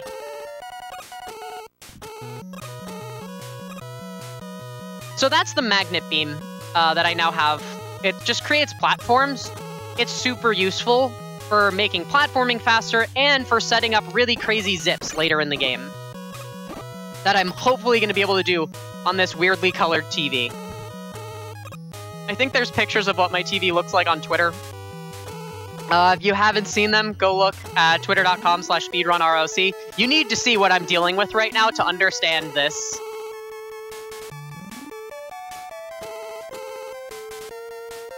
So coming up, we have Elecman here. Elecman's pretty easy with his weakness weapon. If we didn't have it, this fight would be really terrible, which is one of the reasons we did Cutman first, as I said.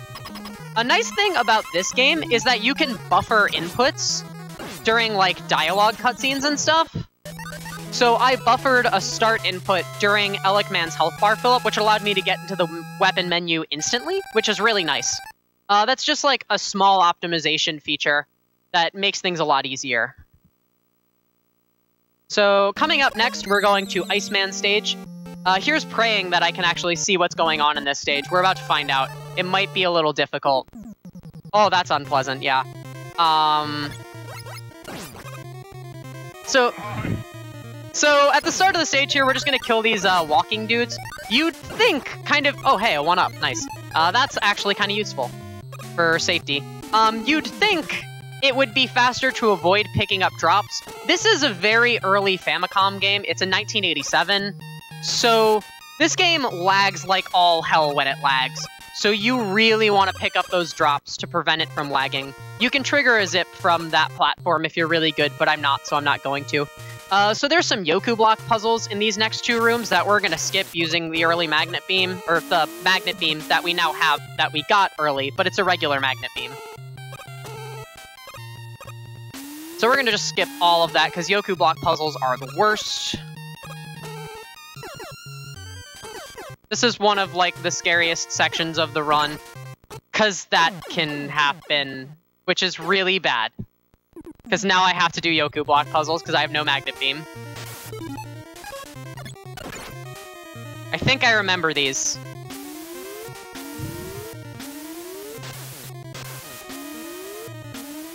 You don't want to die there, but sometimes you just get terrible... Oh my gosh. Now the game lags because of this water.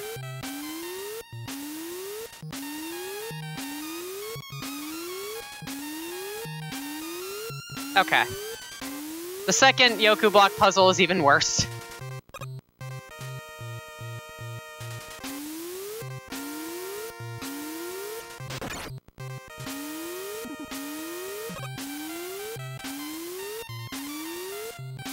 Yeah, that's where that's where the jerk block is.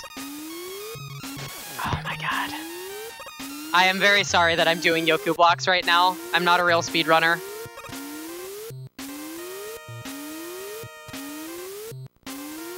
Okay, we made it. We're not out of the woods yet, though, because we now have to do this section, which sucks just as much. These things are terrible. They're just literally the worst. Their patterns are really weird and nonsensical. And also, they can just totally kill you if they want to. Because collisions in this game are awful. Eventually, this cycle will line up. This is kind of embarrassing. This is why you really don't want to die there, but the platform guys decided that I was dead, so I was dead.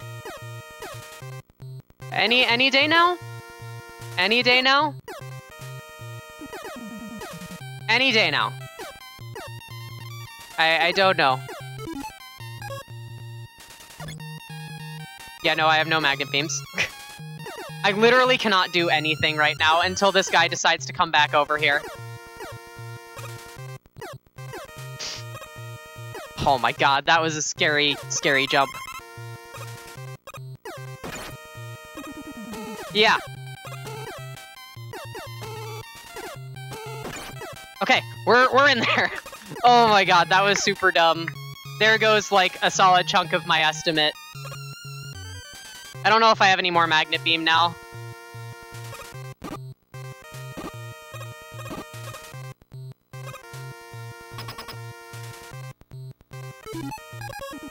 Okay, so we want to kill this first penguin, because we can't dodge it. Then the rest of these we can dodge. And then we get, like, the swaggiest part of this run, the moonwalk. So, if you remember that select glitch I mentioned here, this is where that starts to really shine. Wow, that was a really hard boss. That was super difficult. Okay, a 10.5-minute ice is not very good, but we died in literally, like, the worst possible place you can die, so there is nothing I can do. It probably would have just been smarter to game over, but oh well. So next up, we have Fireman. No comment on the name choices here.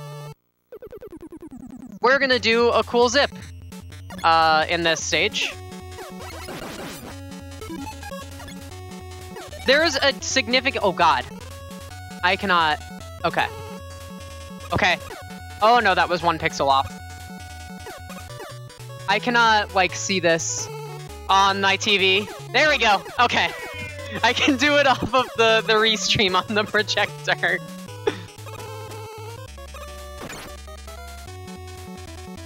It's just the color scheme in this stage in particular that seems to be a problem, because I practiced some of the other tricks in this stage, and they weren't... Or the other tricks in this game, and they weren't that bad.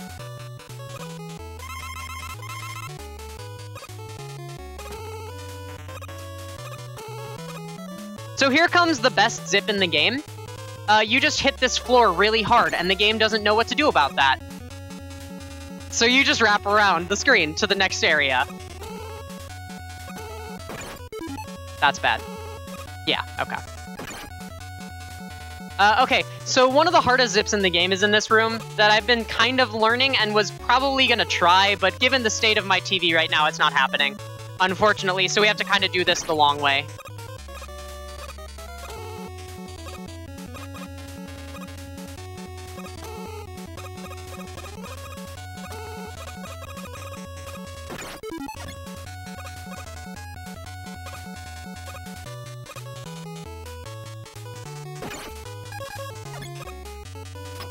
Okay, so now we're into the boss corridor here. This weapon we got from the last stage, Ice Slasher, freezes enemies in place, which is really useful in this corridor because you can deal with these screw blasters or whatever. So if you remember what I said about buffering inputs, we're going to take advantage of that again here. We're going to buffer an Ice Slasher.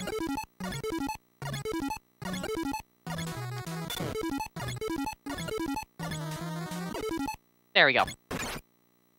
You can actually get hit after the boss is dead. In this game only. Fun fact, no other Mega Man game has that.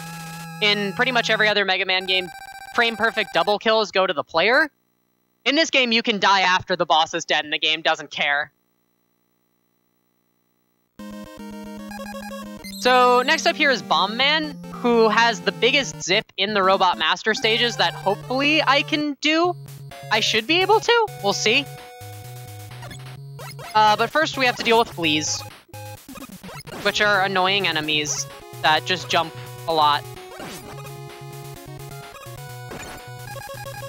I'm gonna switch to Ice Slasher here, take advantage of some iframes. Okay, I didn't do that smoothly enough. That was kind of sloppy. Gonna use the Ice Slasher some more here. It's S-Video.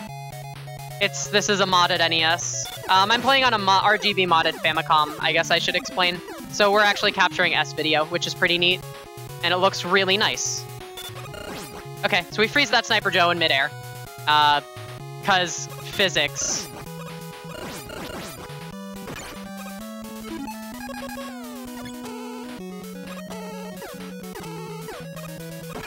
Oh my god. The totally not bullet bills in this stage are super trolls. Okay, so here comes the big zip. I have plenty of magnet beams. I should be able to do this. We will find out, I guess.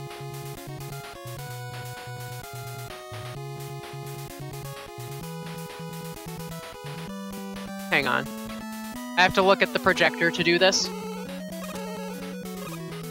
There we go. So that's Bomb Zip. The way zips work in this game, in short, is basically there's a pixel-perfect vertical position on the screen where you kind of wrap around the screen. To trigger that zip, what we're doing is we're basically wrapping around the screen to the ladder that we climbed up to on that screen in the first place. And because we're on the top of the screen and on a ladder, the game says, okay, so scroll the screen up to the next area. And when we scroll the screen, we're up to the next screen, but on a ladder. As soon as we fire the magnet beam, which ensures that we're facing left, because you need to face left to zip. As soon as we fire the magnet beam, we are no longer on the theoretical ladder that the game thinks we're on. And since we're in a wall, the game is like, oh heck, what do we do about this? So it just zips you out, because, yeah. So you save like 30 seconds there, just by zipping across that whole last section. So this is Gutsman, Dana, and whatnot. You're not supposed to have Magnet Beam here. If you remember what I said, how we're supposed to use Gutsman's weapon to get Magnet Beam in the first place? Yeah. We didn't do that. So this stage is super trivial with Magnet Beam, which is really awesome, because otherwise it's a really hard stage.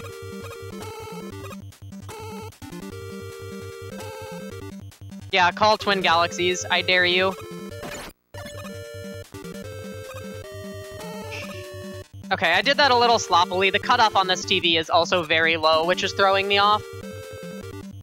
So we fall through this section, and come down here. Thanks to Magnet Beam, we can actually jump over that big eye and avoid having to take a hit.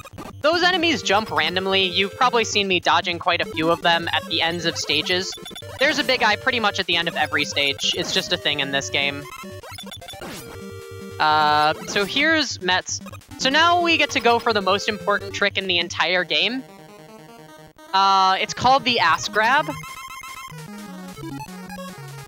I'm terrible at it, so it's probably not gonna happen.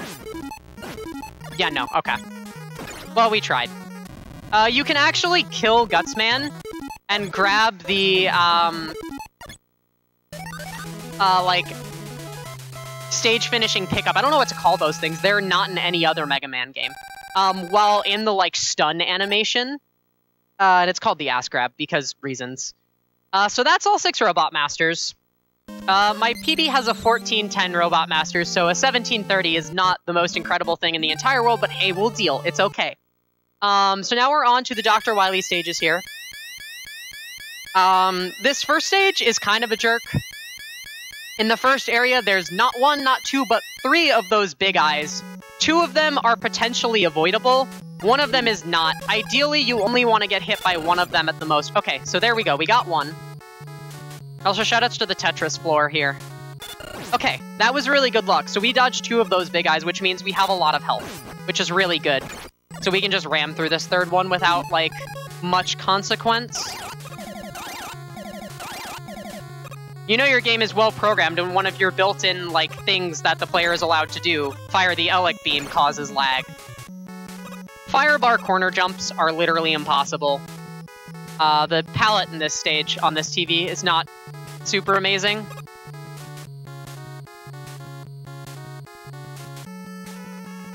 So here's some lag.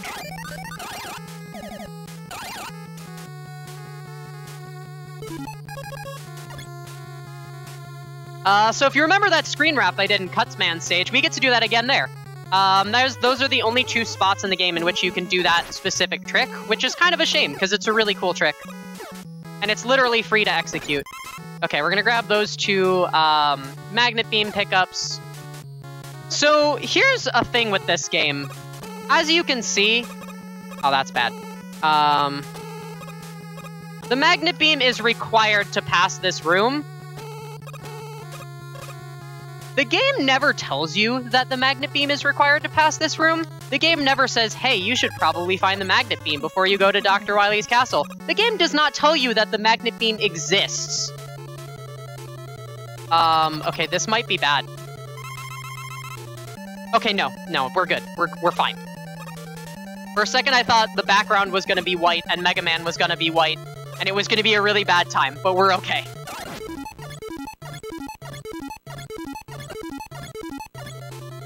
Okay, so that's the Yellow Devil. That's like the most famous use of the select glitch right there, because beating that boss without the select glitch is super impossible. Now we're moving on to Wily 2. Wily 2 has some scary stuff going on.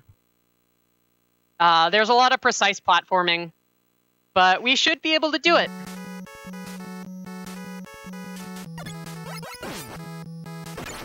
Just gonna damage boost there casually, right over a ledge. Oh, I got it. Okay. So if you get a drop, you cancel your momentum, which is really bad. So you need to be very careful in that first room to not cancel your momentum with a drop. So now we get the Cutman refight. This game is weird. If you're used to, like, the traditional Mega Man refights where you're in, like, a room of capsules, this game doesn't have that. This game has 2 refights in this stage, and then the rest of them in Wily 4, which is different. Also, they don't give you Cutman's weakness weapon, because Cutman's weakness, the super arm, requires you to have a certain item on screen. You basically throw blocks of dirt. But they don't give you those blocks of dirt, so you have to fight Cutman with the Buster. There we go. Select glitch rules.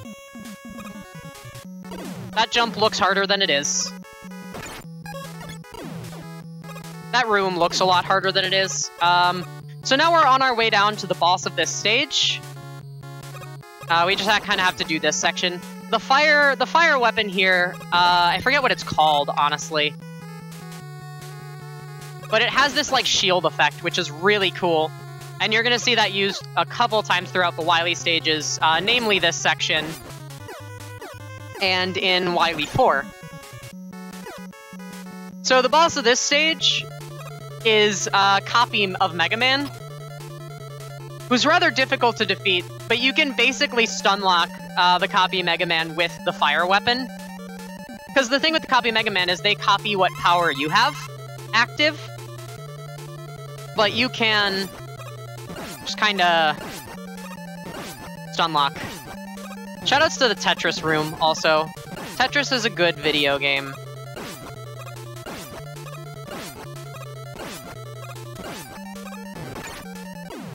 Got him. The game is not soft-locked, I promise. It always seems like it is there, because it takes like 10 years for the thing to load.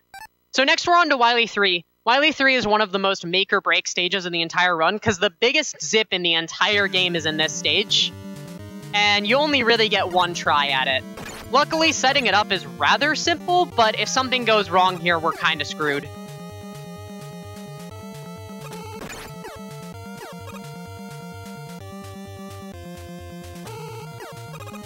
Okay, we're good.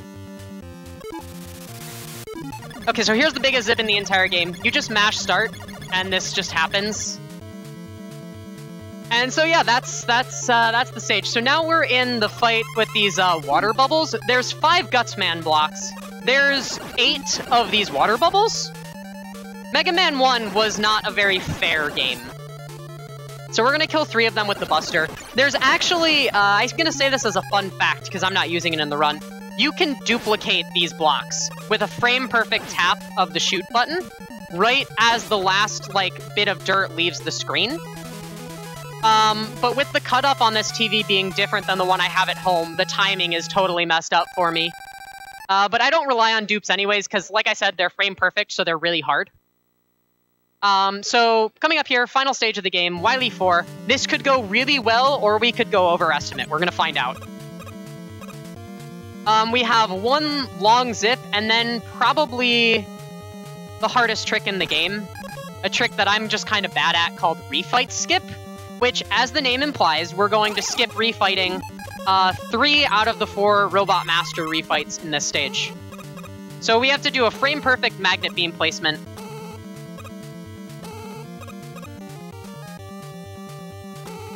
There we go. That saves about 20 seconds, I think? Okay, so here comes Refight Skip. So we're just gonna kind of see how this goes. Come on! Yes! So what happens there is you get into the ceiling, and I'm not going to explain the mechanics of it, but basically you zip past the refights, and then the zip stops and you fall and die. But where you fall and die is actually past the point where the checkpoint for Wily is. So it just sets you into the Wily fight. Time's gonna end when the second phase of Wily dies.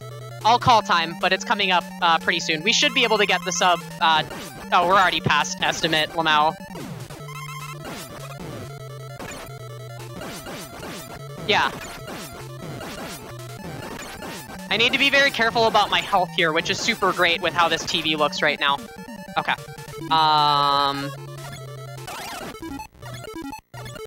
Yeah, we're gonna do this rather slowly. Time. Okay, that was a run. That Iceman stage kind of killed it. That was fun, though. Stick around next for our boy, the guest, running Super Mario Advance, Super Mario Bros. 2, for the Nintendo Game Boy Advance. Thanks. I'll be here, I don't know, not all day, so I can't say that, but yeah. Mega Man is fun. Play Mega Man.